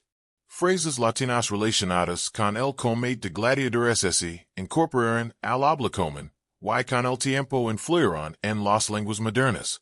El pulgar hacia abajo sigue siendo un símbolo de rechazo o desaprobación, aunque el gesto romano real probablemente fuera diferente. Arena, del latín arena. Ahora describe cualquier espacio competitivo. Diezmer. Originalmente un castigo militar romano, se extendió su uso en parte por su asociación con la violencia en la arena. La movilidad social, normalmente muy limitada en la sociedad romana, encontró una vía inusual a través de la arena. Un esclavo que se convertía en un gladiador exitoso conquistaba su libertad y quizás así hacía rico había logrado algo extraordinario. Era raro, pero posible. La arena ofrecía uno de los pocos caminos por los cuales una persona nacida en esclavitud podía alcanzar fama, riqueza y, con el tiempo, cierta respetabilidad. Sin embargo, esta movilidad tenía un costo increíble. Se apostaba la vida repetidamente por la oportunidad de libertad y fortuna. La mayoría no sobrevivía lo suficiente para beneficiarse. Era una lotería con sangre como precio del billete. A medida que la sociedad romana evolucionaba, también lo hacían los juegos. Se volvieron más elaborados, más caros, más espectaculares. Lo que comenzó como simples combats se convirtió en productions con una intrincada puesta en escena, efectos especiales, y cientos de artistas. Los juegos reflejaban la ambición romana, más grande, más grandiosa, más impresionante que cualquier otra cosa anterior. Pero también reflejaban las contradicciones romanas.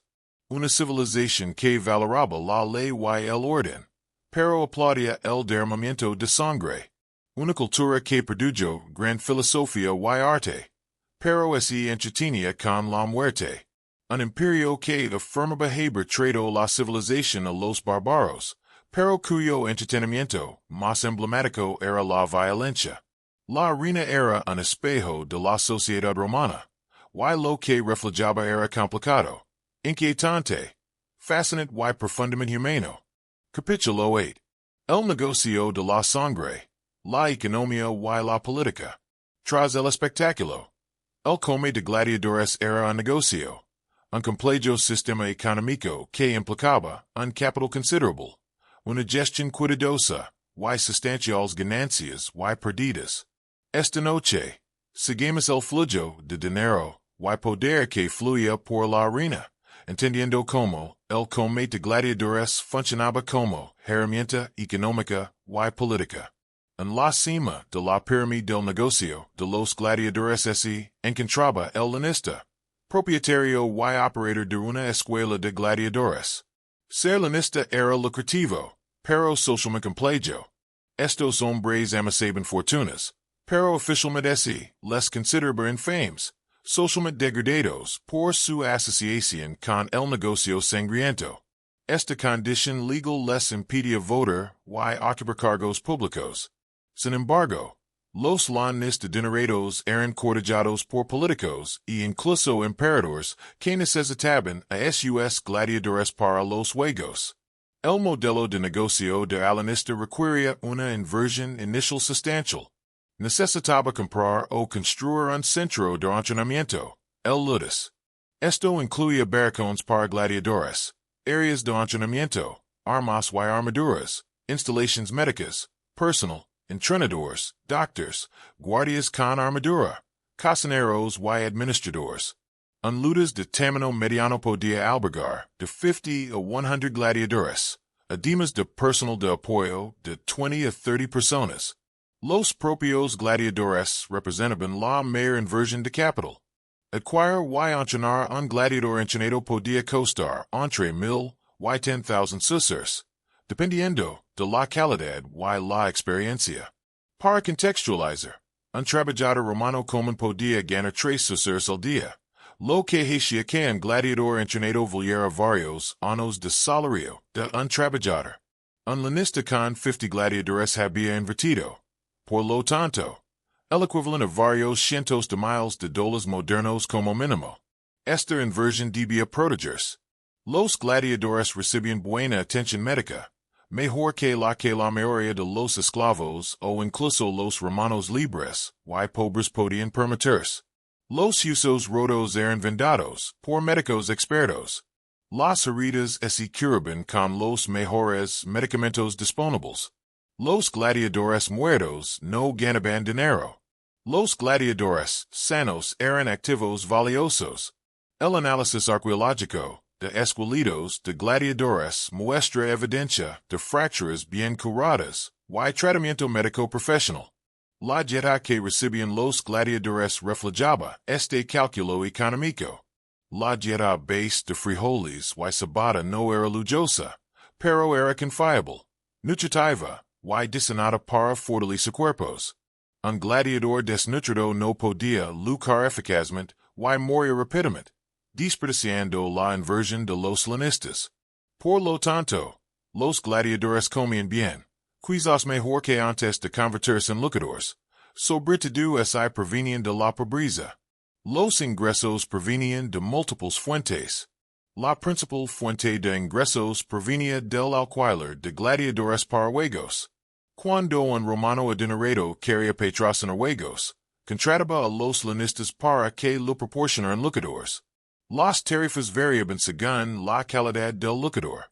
Un veterano con multiples victorias quebrabatarifas, más altas que un principiante sin experiencia. Los contratos especificaban cuantos combats le quería el gladiador, bajo qué conditions y qué sucedía si moría. Un momento. Contratos a muerte. Sí. Si un gladiador moría durante un combate, el patrocinador debía compensar al lanista por el bien perdido. Estas tasas por muerte eran sustanciales. A menudo el doble o el triple del alquiler, lo que creaba un incentivo financiero para que los patrocinadores otorgaran misión cuando fuera posible. Matar gladiadores era caro, por lo que ocurría con menos frecuencia de la esperada. Los gladiadores que triunfaban podían obtener bonifications, las primas pagadas por patrocinadores satisfechos o las apuestas ganadoras de sus dueños. Algunos contratos permiten a los gladiadores conservar una parte del dinero de sus premios, lo que permite a los lucadores hábiles acumular ahorros. Un gladiador que sobrevivía y ganaba con regularidad podía ahorrar lo suficiente para comprar su libertad después de varios años, aunque esto no era común. El lanista también se beneficiaba de negocios secundarios. Las apariciones públicas de gladiadores famosos podían ser lucrativas. Un romano adinerado que ofreciera una cena podía pagar generosamente para que un gladiador célebre asistiera y contara historias de guerra. Los gladiadores promocionaban productos en anuncios antiguos. Sus imágenes aparecían en mosaicos y cerámica con recomendaciones implícitas o explícitas de comerciantes específicos. Los servicios de entrenamiento para quienes no eran gladiadores proporcionaban otra fuente de ingresos. Los romanos adinerados a veces contrataban entrenadores de gladiadores para clases particulares, aprendiendo a luchar como ejercicio o defensa personal. Las unidades militares podían contratar a un lutas para entrenamiento de combate complementario. Estos servicios aprovechaban la experiencia y las instalaciones de los lutas sin arriesgar gladiadores valiosos en la arena. La economía se volvía más compleja al considerar quién patrocinaba los juegos y por qué. Durante la República, las personas adineradas patrocinaban juegos para obtener ventajas políticas. Para ejercer un cargo en Roma era necesario ganar elecciones, y estas se veían influenciadas por la opinión pública. Un político que organizaba juegos espectaculares ganaba popularidad y votos. Julio César, famoso por patrocinar juegos tan extravagantes que lo dejaron profundamente endeudado, lo impulsaron hacia el poder absoluto. Estos juegos eran esencialmente gastos de campaña, inversiones en capital político. El político contrataba a múltiples lanistas, eligiendo a los mejores lucadores que podía permitirse. Publicitaba los juegos ampliamente, generando expectación. El día de los juegos, aparecía de forma destacada, exhibiendo su generosidad y magnificencia ante miles de votantes. Los costos eran astronómicos. Un solo día de juegos con gladiadores de calidad podía costar cientos de miles de sucers, suficiente dinero para alimentar a miles de personas durante un año. Espectáculos de varios días, como los juegos de 100 días que marcaban la inauguración del Coliseo, costaban cantidades incomprensibles, incluso considerando las arcas imperiales. Durante el imperio, los emperadores controlaban los juegos más importantes, en particular los de la propia Roma. Esto cumplía múltiples propósitos políticos. En primer lugar, impedía que políticos individuales utilizaran los juegos para construir bases de poder personal que pudieran desafiar la autoridad imperial. En segundo lugar, convertía al emperador en el principal proveedor de entretenimiento público, vinculando al pueblo al sistema imperial. En tercer lugar, demostraba la riqueza y el poder imperial tanto a los ciudadanos romanos como a los visitantes extranjeros. Los emperadores comprendían la importancia política del juego. Un emperador sabio ofrecía buenos juegos con regularidad. Un emperador necio los descuidaba a su propio riesgo. Cuando el historiador Tacido escribió que las masas necesitaban pan y circo, se refería a que los emperadores debían proporcionar tanto seguridad alimentaria como entretenimiento para mantener su legitimidad. Si fallaban en cualquiera de los dos, podrían producirse disturbios o golpes de estado. Algunos emperadores se interesaban personalmente por los juegos. Commodus, conocido por su lucha como gladiador, horrorizó al Senado. Lo consideraba una demostración de destreza física y una forma de conectar con la gente común. El Senado lo veía como una vergonzosa degradación de la dignidad imperial. Este enfrentamiento entre Commodus y el Senado ejemplificaba la tensión constante entre la política populista y el decoro aristocrático. Los juegos también funcionaban como instrumentos de política exterior y propaganda imperial. Cuando Roma conquistaba nuevos territorios, la construcción de un anfiteatro era una práctica habitual. Estos edificios demostraban físicamente el poder romano y integraban culturalmente a los pueblos conquistados a la civilización romana. La población local que asistía a los juegos romanos se convertía, en cierto sentido, en romana, aceptando los valores y el entretenimiento romanos. Los juegos que celebraban victorias militares convertían la conquista en entretenimiento. Los enemigos cautivos, obligados a luchar como gladiadores, proporcionaban símbolos tangibles de la supremacía romana. El mensaje a los espectadores era claro. Si resiste a Roma, podrías acabar muriendo por su diversión. Era propaganda, brutal y efectiva. La economía romana, en general, sintió el impacto del juego. Pensemos en el comercio de animales. Animales de todo el imperio y más allá eran capturados, transportados y sacrificados en las arenas. Esto requirió una extensa red de tramperos, transportistas, expedidores y cuidadores. Leones norteafricanos, osos germanos, elefantes asiáticos y cocodrilos egipcios viajaban a Roma y otras ciudades importantes. Este comercio de animales era un negocio rentable para los involucrados. También tenía impactos ecológicos. Algunos académicos sugieren que las poblaciones de leones norteafricanos disminuyeron en parte debido a siglos de captura para la arena. Si o no cierto, la escala era ciertamente enorme. Miles de animales morían anualmente en los juegos durante el apogeo del imperio. La construcción y el mantenimiento de anfiteatros creaban empleo para arquitectos, ingenieros, constructores y artesanos. Tan solo el Coliseo requería años de trabajo de miles de trabajadores. Anfiteatros más pequeños se extendían por el imperio, cada uno representando un importante proyecto de construcción que empleaba a trabajadores y artesanos locales. El juego generó industrias de servicios, vendedores de comida y bebida, vendedores de recuerdos, corredores de apuestas que organizaban apuestas, escribanos que registraban resultados y incluso prostitutas que atendían a las multitudes. Los días de lucha eran una bonanza económica para estos negocios periféricos. La concentración de decenas de miles de personas en un solo lugar, muchas con dinero para gastar, creaba oportunidades para cualquiera lo suficientemente emprendedor como para explotarlas. La corrupción inevitablemente infestaba el sistema. Se producen peleas amenadas, aunque se debate su frecuencia. Un linista con un gladiador envejecido podía lograr que perdiera de forma convincente a cambio de un pago, lo que lo permitía retirar sin vergüenza.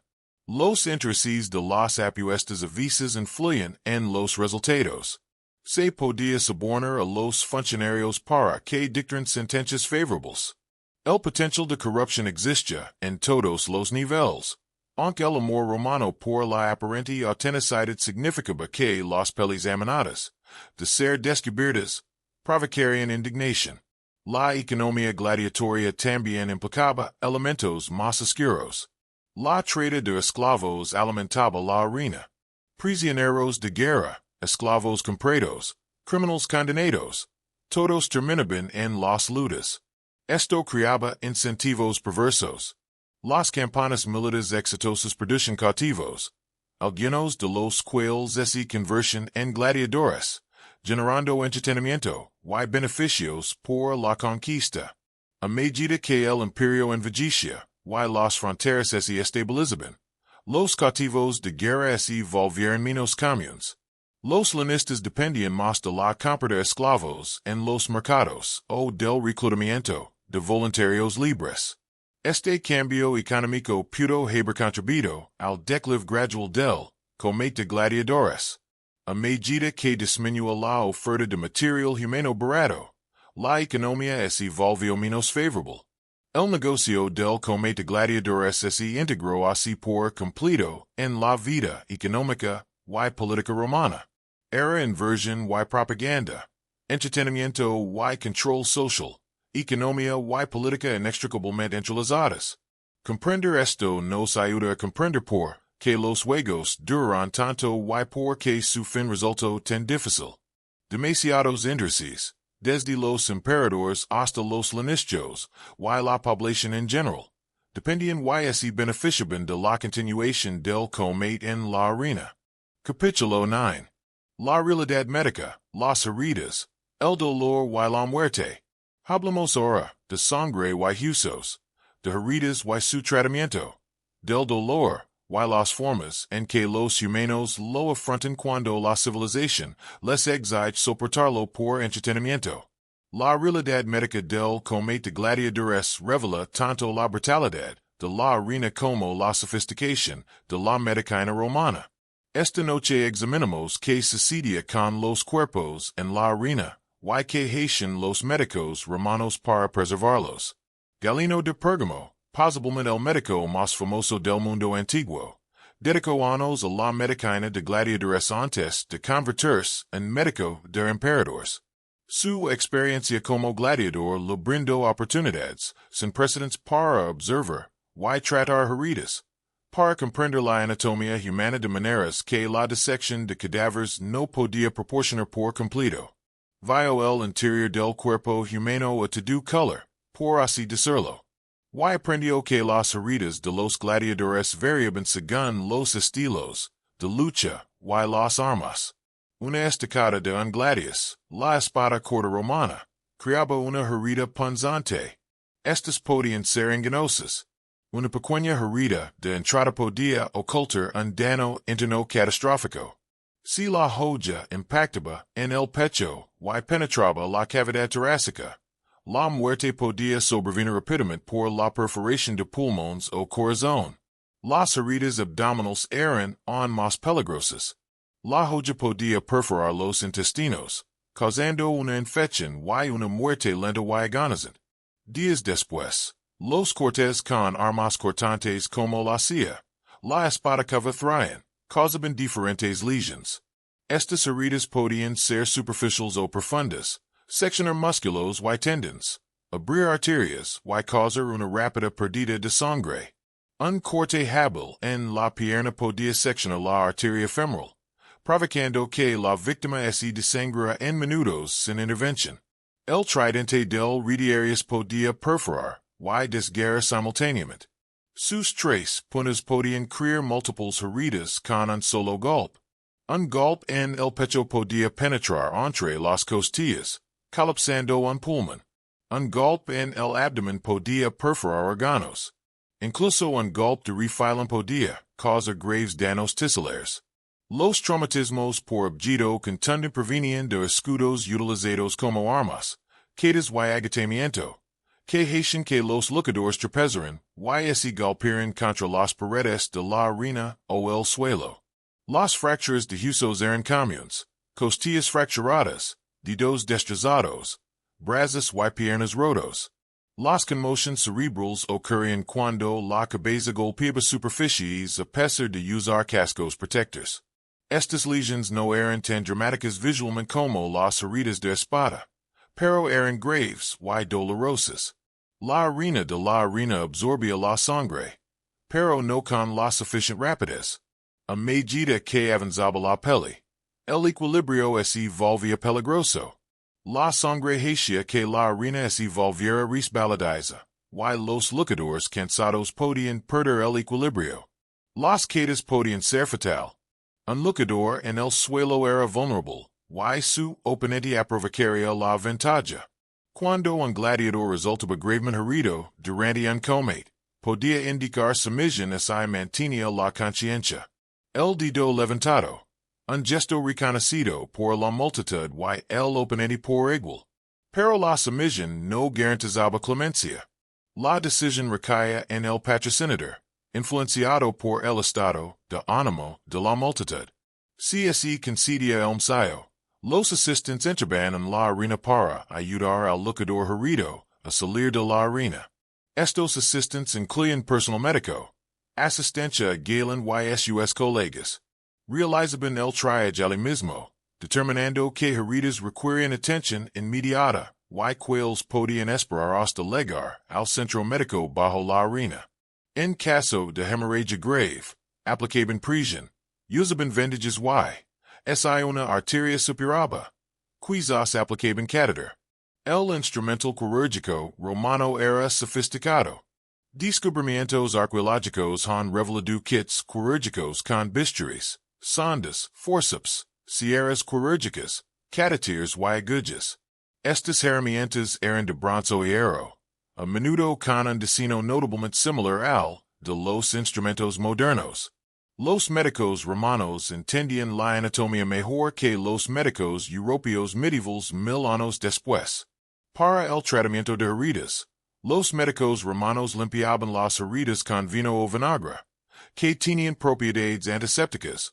Aunque los romanos no entendían la bacteriología, retiraban los restos de las heridas, retirando orina y estilas. En el caso de heridas profundas, palpaban suavemente para comprobar si había daños enanos, buscando vasos sanguíneos seccionados y órganos perforados, suturas y heridas cerradas. Los médicos romanos usaban hilo, a veces seda, para coser la carne. Comprendían que algunas heridas no debían cerrarse por completo. Las heridas abdominales con sospecha de perforación intestinal debían parcialmente abiertas para permitir el drenaje y evitar la acumulación de líquido infectado en su interior. Este conocimiento provenía de la experiencia, de observar que funcionaba y que no en cientos de casos. El manejo del dolor era primitivo para los estándares modernos, pero no completamente inexistente. Los romanos usaban opio derivado de la amapola como analgésico. También utilizaban preparaciones de bolino, mandragora y otras plantas con propiedades sedantes y analgésicas. Estos medicamentos se administraban por vía oral o, a veces, se aplicaban tópicamente. Reducían el dolor, pero no lo eliminaban, y presentaban efectos secundarios, náuseas, confusión, depresión respiratoria. Muchos procedimientos se realizaban sin anestesia. Un gladiador con un hueso roto podía ser inmovilizado con una fuerte ayuda mientras el médico manipulaba la fractura para alinearla. El dolor era insoportable, pero breve. La cultura romana valoraba la resistencia estoica al dolor. Un gladiador que gritaba y forcejeaba durante el tratamiento perdía respeto. Mientras que quien soportaba el dolor en silencio ganaba admiración. La infección era la gran asesina. La complicación que la medicina romana lucraba por prevenir. Heridas que al principio parecían fáciles de curar, a veces se infectaban días después. La fibra subía con fuerza. La herida se enrojecía y se hinchaba. Se formaba pus. Galeno describió estas infecciones y recomendó tratamientos, como drenajes y aplicaciones tópicas de sustancias que ahora sabemos que tenían propiedades antimicrobianas, miel, vino y ciertos extractos de plantas. Pero muchos luchadores infectados morían de todos modos, sin antibióticos, sin la comprensión moderna de las técnicas de esterilización. El control de infecciones era, en el mejor de los casos, imperfecto. Un gladiador podía sobrevivir una peli solo para sucumbir a una sepsis una semana después. Estes muertes eran menos dramaticas que las ocurridas en la arena de la arena, pero igualmente definitivas. Algunas heridas causaban discapacidad permanente. Un corte profundo, que seccionaba tendons, podía dejar una mano o un pie parcialmente paralizado. Un golpe en la cabeza podía causar deterioro cognitivo duradero. Las conmociones cerebrales repetidas, comunes entre los gladiadores que luchaban durante años, probablemente causaban daño cerebral acumulativo. Los romanos carecían de un marco para comprender esto. Los gladiadores levaban cicatrices con orgullo. Eran marcas visibles de supervivencia, prueba de valencia. Pero las cicatrices también podían ser incapacitantes. El tejido cicatricial grueso carecía de la flexibilidad de la piel y los músculos sanos. Un brazo armado con una cicatriz grave podía perder amplitud de movimiento. Una pierna con cicatrices podía perder toda su fuerza. Los gladiadores veteranos luchaban mientras lidiaban con el daño acumulado en sus cuerpos. Las heridas más tímidas eran aquellas que mataban lentamente. Una punción abdominal que perforaba los intestinos causaba peritonitis, una infección de la cavidad abdominal. El gladiador presentaba dolor intenso, fiebre y rigidez abdominal. La muerte llegaba en días o semanas, dolorosa y inevitable. Los médicos romanos podían reconocer estas heridas y conocían su pronóstico, pero no podían tratarlas eficazmente. Cuando a un gladiador así lo concediam sio tras recibir una herida así, a veces era una merced cruel. No moría en la arena, pero moría poco después, sufriendo una agonía prolongada. Mejor, quizás, haberlo rematado rápidamente en la arena. Pero la cultura romana valoraba la posibilidad de supervivencia, la esperanza de que el tratamiento médico funcionara. Y a veces funcionaba. El tratamiento exitoso de heridas graves creaba una lealtad férrea entre los gladiadores y sus médicos. Un médico que salvaba la vida de un gladiador era honrado, agradecido y recordado. El personal médico de lutas era un miembro valioso de la familia, y sus habilidades eran esenciales para toda la operación. Las lesiones durante el entrenamiento también eran comunes. A diferencia del combate en la arena, los gladiadores entrenaban con armas de madera, pero incluso estos podían causar daños.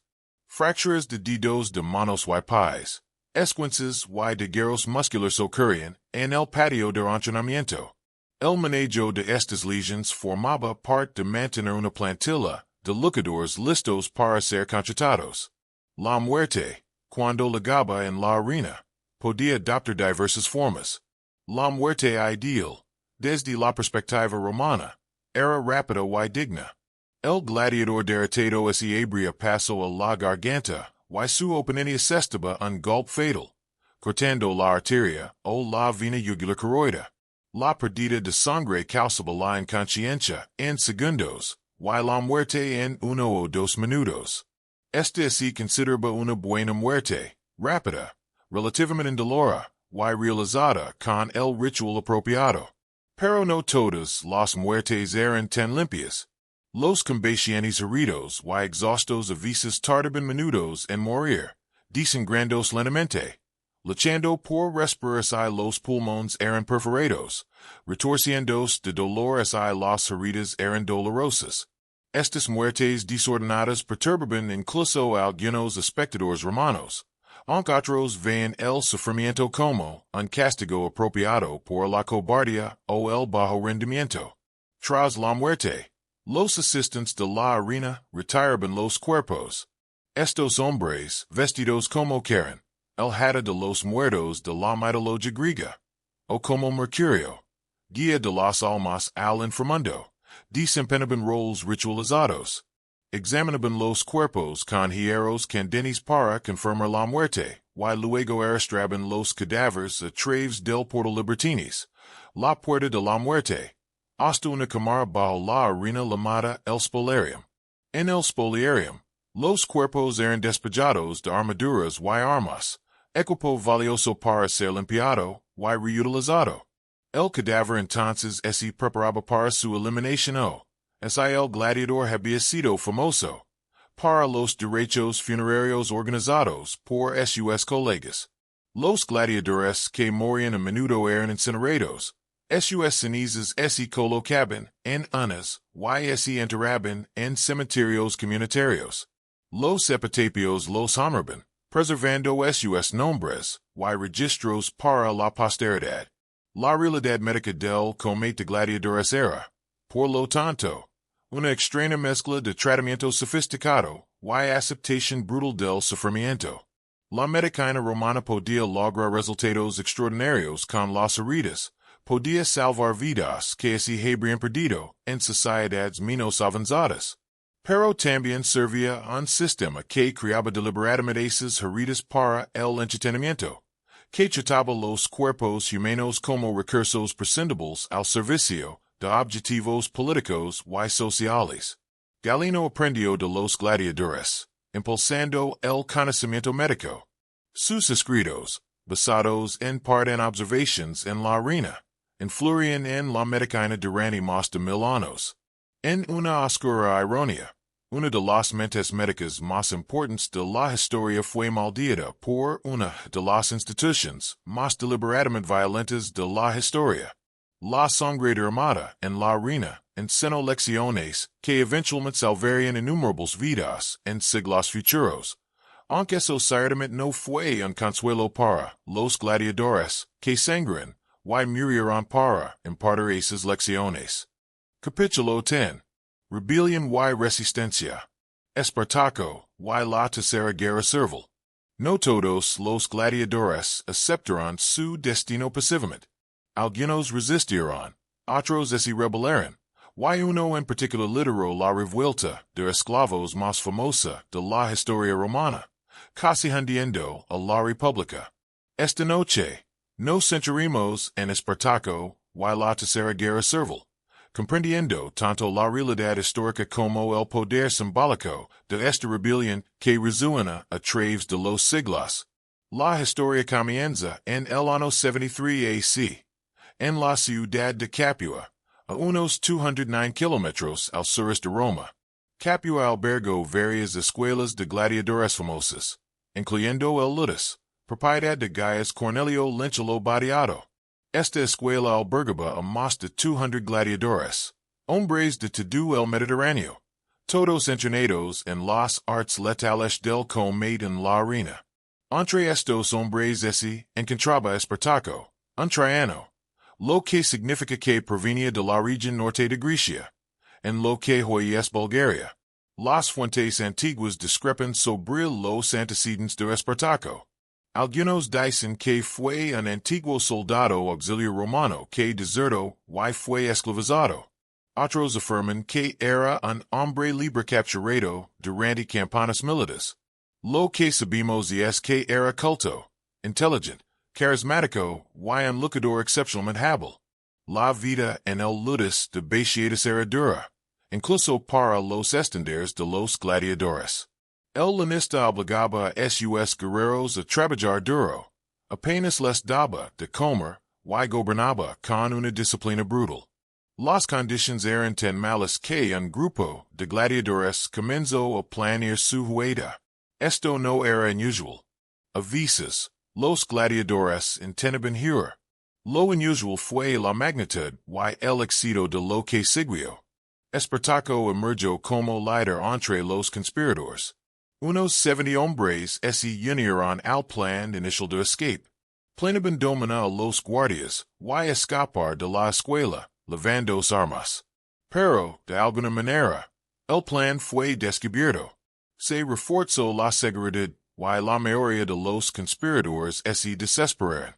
Espartaco no desesperó. Con unos 70 seguidores, improvisó. Y no podían acceder a la armería. Pero la cocina del Ludus proporcionaba armas de todo tipo. Cuchillos, hachadoras y espetones. Armados con estos, atacaron a los guardias, mataron a varios y se abrieron paso fuera de la escuela. En la confusión, se apoderaron de varios carros que transportaban equipo de gladiadores, que se transportaba a otra escuela. ahora tenían armas reales, espadas, escudos, armaduras. Los fugitivos huyeron al Montevivius, el famoso volcán a unos 24 kilómetros al sur de Capua. Este era un terreno defendable, con pendientes pronunciadas, vegetación espesa, y múltiples rutas de escape. Acamparon cerca del cráter del volcán, que estaba inactivo y se había cubierto de enredaderas. La respuesta de Roma fue inicialmente despectiva. 70 esclavos fugitivos. Este era un asunto policial, no una emergencia militar. Una fuerza de milicia local de unos 3,000 hombres bajo el mando de un prior llamado Gas Claudius Glaber fue enviada para lidiar con el problema. Glaber atrapó con confianza a los rebeldes en Vuvius. Solo había un camino de fácil acceso para subir a la montaña, y las fuerzas de Glaber lo bloquearon. Se preparó para un asedio, esperando que los rebeldes se rindieran por sed y hambre en cuestión de días. Espartaco demostró ser ingenioso. Los rebeldes cortaron vidas que crecían abundantemente en las laderas volcánicas, y las trenzaron para fabricar cuerdas y escaleras rudimentarias. Al amparo de la oscuridad, descendieron por los escarpados acantilados, supuestamente inescalables, al otro lado de la montaña. Rodearon la posición de Glaber y atacaron al amanecer, tomando a la milicia completamente por sorpresa. Era una ruta. Las fuerzas de Glaber huyeron presas del pánico. Los rebeldes capturaron su equipo y suministros. La situación se puso seria. La noticia se extendió. Y lo que sucedió a continuación transformó una huida de 70 hombres en una rebelión a gran escala. Esclavos de las haciendas circundantes huyeron para unirse a Espartaco. Algunos eran trabajadores agrícolas, otros sirvientes domésticos, otros eran trabajadores cualificados o incluso antiguos soldados. En cuestión de semanas, la fuerza rebelde contaba con varios miles de soldados. Roma envió otra fuerza, esta, al mando de Publio Vinio, con varios miles de soldados profesionales, pero Espartaco los superó en maniobras repetidamente. La fuerza rebelde se movió con rapidez, evitando la confrontación directa, atacando objetivos vulnerables, y apoderándose de armas y suministros. El legate de Vinio, su segundo al mando, murió en una escaramuza. El propio Vinio escapó por poco de la captura. Su fuerza se desintegró. Para el invierno del 73 al 72 AC, Espartaco comandaba un ejército estimado en 70,000 combatientes. Aunque las cifras en las fuentes antiguas son notoriamente poco fiables. Muchos no eran soldados entrenados, pero estaban desesperados, motivados y cada vez mejor armados gracias al equipo romano capturado. La estrategia de Espartaco París ejercido, guerra sus seguidores hacia el norte a través de los Alpes, lo que les permitió dispersarse a sus patrias, más allá del territorio romano. Muchos de sus seguidores eran galos y germanos.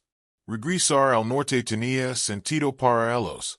Pero dentro del ejército rebelde, las diferentes facciones tenían objetivos diferentes.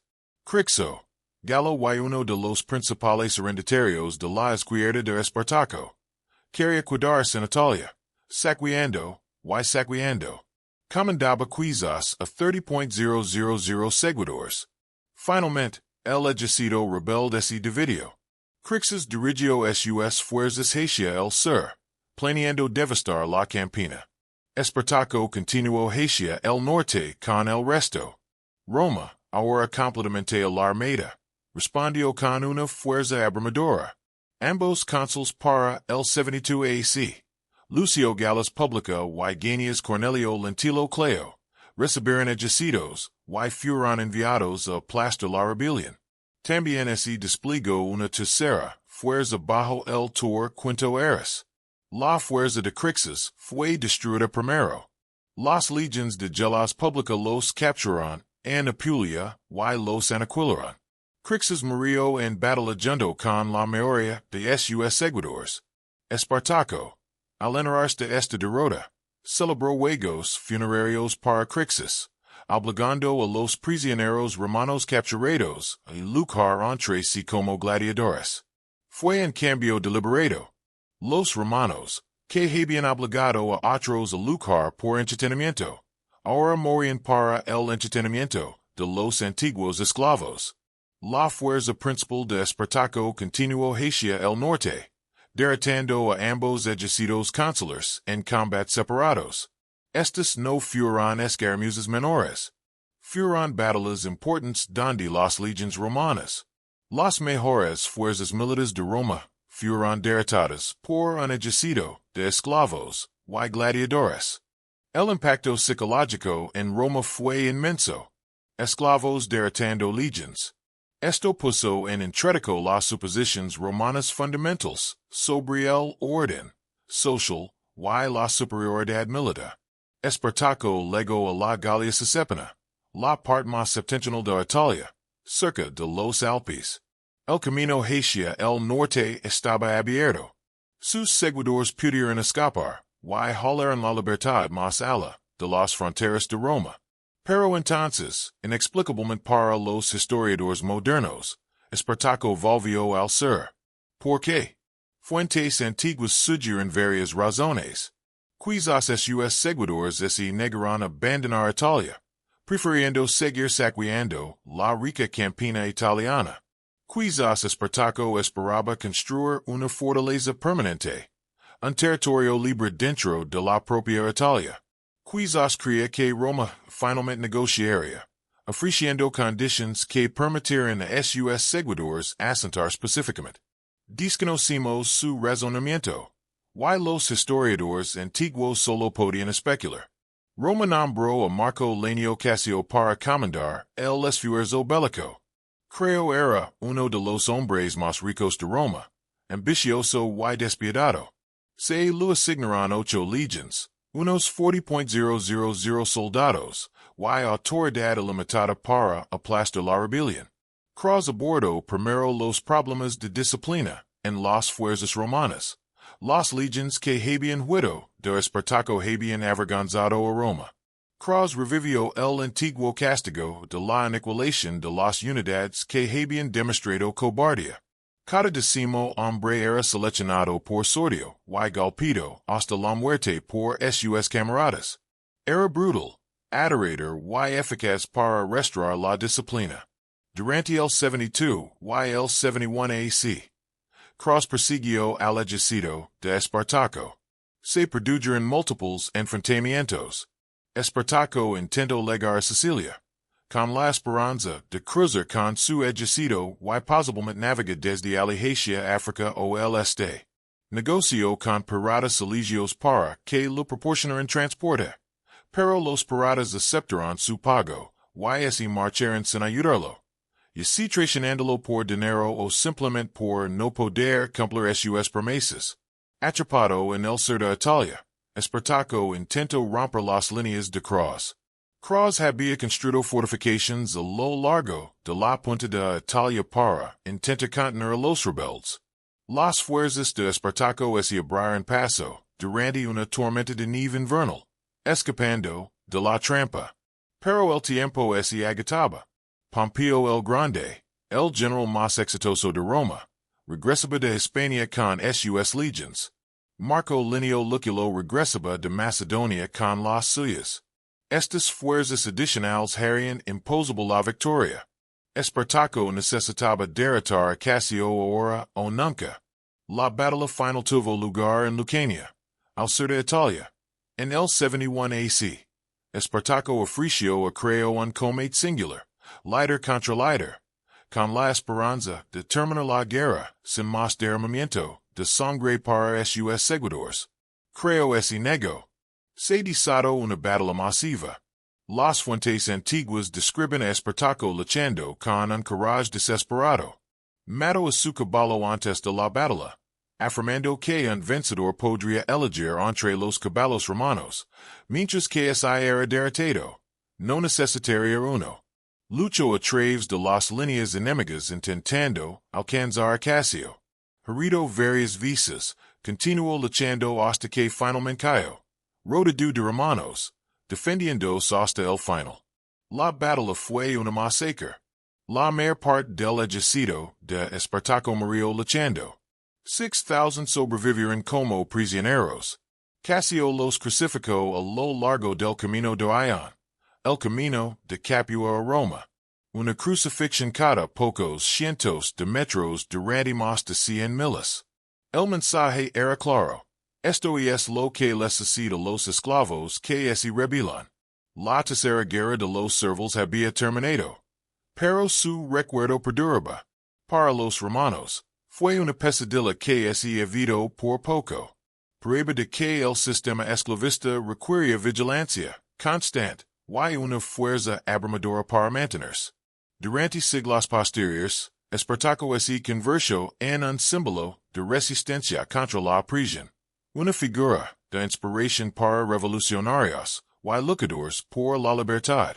El Espartaco histórico probablemente fue más complejo que el símbolo en el que se convirtió.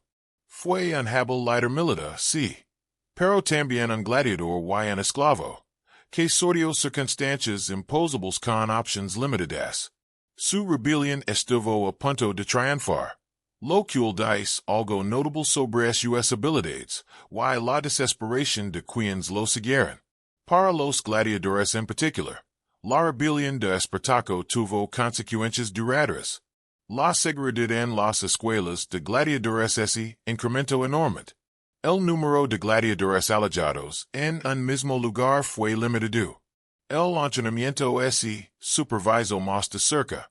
Roma nunca olvidó que estos asesinos entrenados, se organizaban y se determinaban, podían amenazar al propio Estado. Sin embargo, los juegos continuaron porque eran demasiado importantes para la cultura y la política romanas como para abandonarlos. La rebelión de Espartaco se convirtió en una historia que los romanos se contaban a sí mismos, una advertencia sobre los peligros de la complacencia y la necesidad de una vigilancia eterna. Los juegos continuaron, quizás incluso con mayor importancia ahora, reforzando las jerarquías sociales, demostrando el poder romano, canalizando la violencia hacia un espectáculo controlado y entretenido en lugar de dejar que estelara en rebelión. Al acercarnos al siguiente capítulo de nuestra historia, consideren lo que significa ser recordado. Espartaco murió en el 71 AC, pero su nombre perdura 2000 años después. Los gladiadores que murieron en la arena, cuyos nombres fueron grabados en lápidas y grafitis, también son recordados, aunque solo si por historiadores y arqueólogos. Vivieron, lucharon, sufrieron y murieron, y sus historias, por fragmentarias que son, siguen siendo dignas de ser contadas. Capítulo 11. Los juegos desde la perspectiva imperial. Emperadores y excesos. Los emperadores de Roma ostentaban un poder absoluto sobre el mayor imperio que el mundo antiguo jamás había visto. Dirigían legions, controlaban vastos tesoros, y promulgaban leyes que gobernaban millones de vidas. Sin embargo, muchos de ellos se obsesionaban con los juegos, entendiendo que la legitimidad de un emperador romano residía en parte en el éxito militar y la habilidad política, pero también en mantener entretenido al pueblo. Esta noche, examinaremos cómo varios emperadores participaban en el combate de gladiadores. Desde la cuidadosa gestión de Augusto hasta la impactante participación de Comodo, Augusto, el primer emperador de Roma, comprendió a la perfección la importancia política del juego. Patrocinó numerosos espectáculos durante su largo reinado, del 27 AC al 14 DC. Su autobiografía, Resist Divi Augusti, literalmente las hazanas del Divino Augusto, cataloga cuidadosamente sus dones al pueblo romano, incluyendo los juegos. Se jacta de presentar 8 espectáculos de gladiadores en su propio nombre, con un total de unos 10.000 combatientes. pero Augusto también reguló los juegos. Lu preocupaba el gasto excesivo de los aristócratas ambiciosos que utilizaban los juegos para ganarse el apoyo político. Limitó el gasto en juegos, quien podía patrocinarlos, y su frecuencia. Reorganizó los asientos en los anfiteatros para delimitar claramente las clases sociales. Prohibió a las mujeres menores de 50 años sentarse en las primeras filas, alegando que esto protegía la moral pública al mantener a las mujeres respetables alejadas del espectáculo vulgar de abajo. Tiberio, sucesor Augusto, tenía sentimientos encontrados sobre los juegos. Los historiadores antiguos lo describen como destinoso de lo que consideraba entretenimiento vulgar. Sin embargo, patrocinaba juegos cuando era políticamente necesario. Comprendiendo su importancia, incluso si no lo interesaba personalmente. Su relativa negligencia con los juegos pudo haber contribuido a su impopularidad. Los romanos esperaban que su emperador ofreciera espectáculo. Caligula era notoriamente cruel y errático, y su relación con el comité de gladiadores lo reflejaba. Patrocinaba juegos suntuosos, pero también, según ese dice, ordenaba que los espectadores fueran arrojados a las fieras cuando escapaban los animales o simplemente porque sus vidas lo irritaban. Estas historias pueden ser exageradas por fuentes hostiles, pero captaban algo del reinado de Caligula. Excesos, crueldad, desconexión con las normas de conducta. Claudio, sucesor de Caligula, amaba los juegos con genuino entusiasmo. Asistía con regularidad, reaccionaba visiblemente a los combates y intervenía en los resultados. Amplió el programa de ejecuciones a la hora del almuerzo, aparentemente encontrándolas entretenidas. Fuentes antiguas lo describen observando atentamente estas ejecuciones, examinando los rostros de los moribundos. Se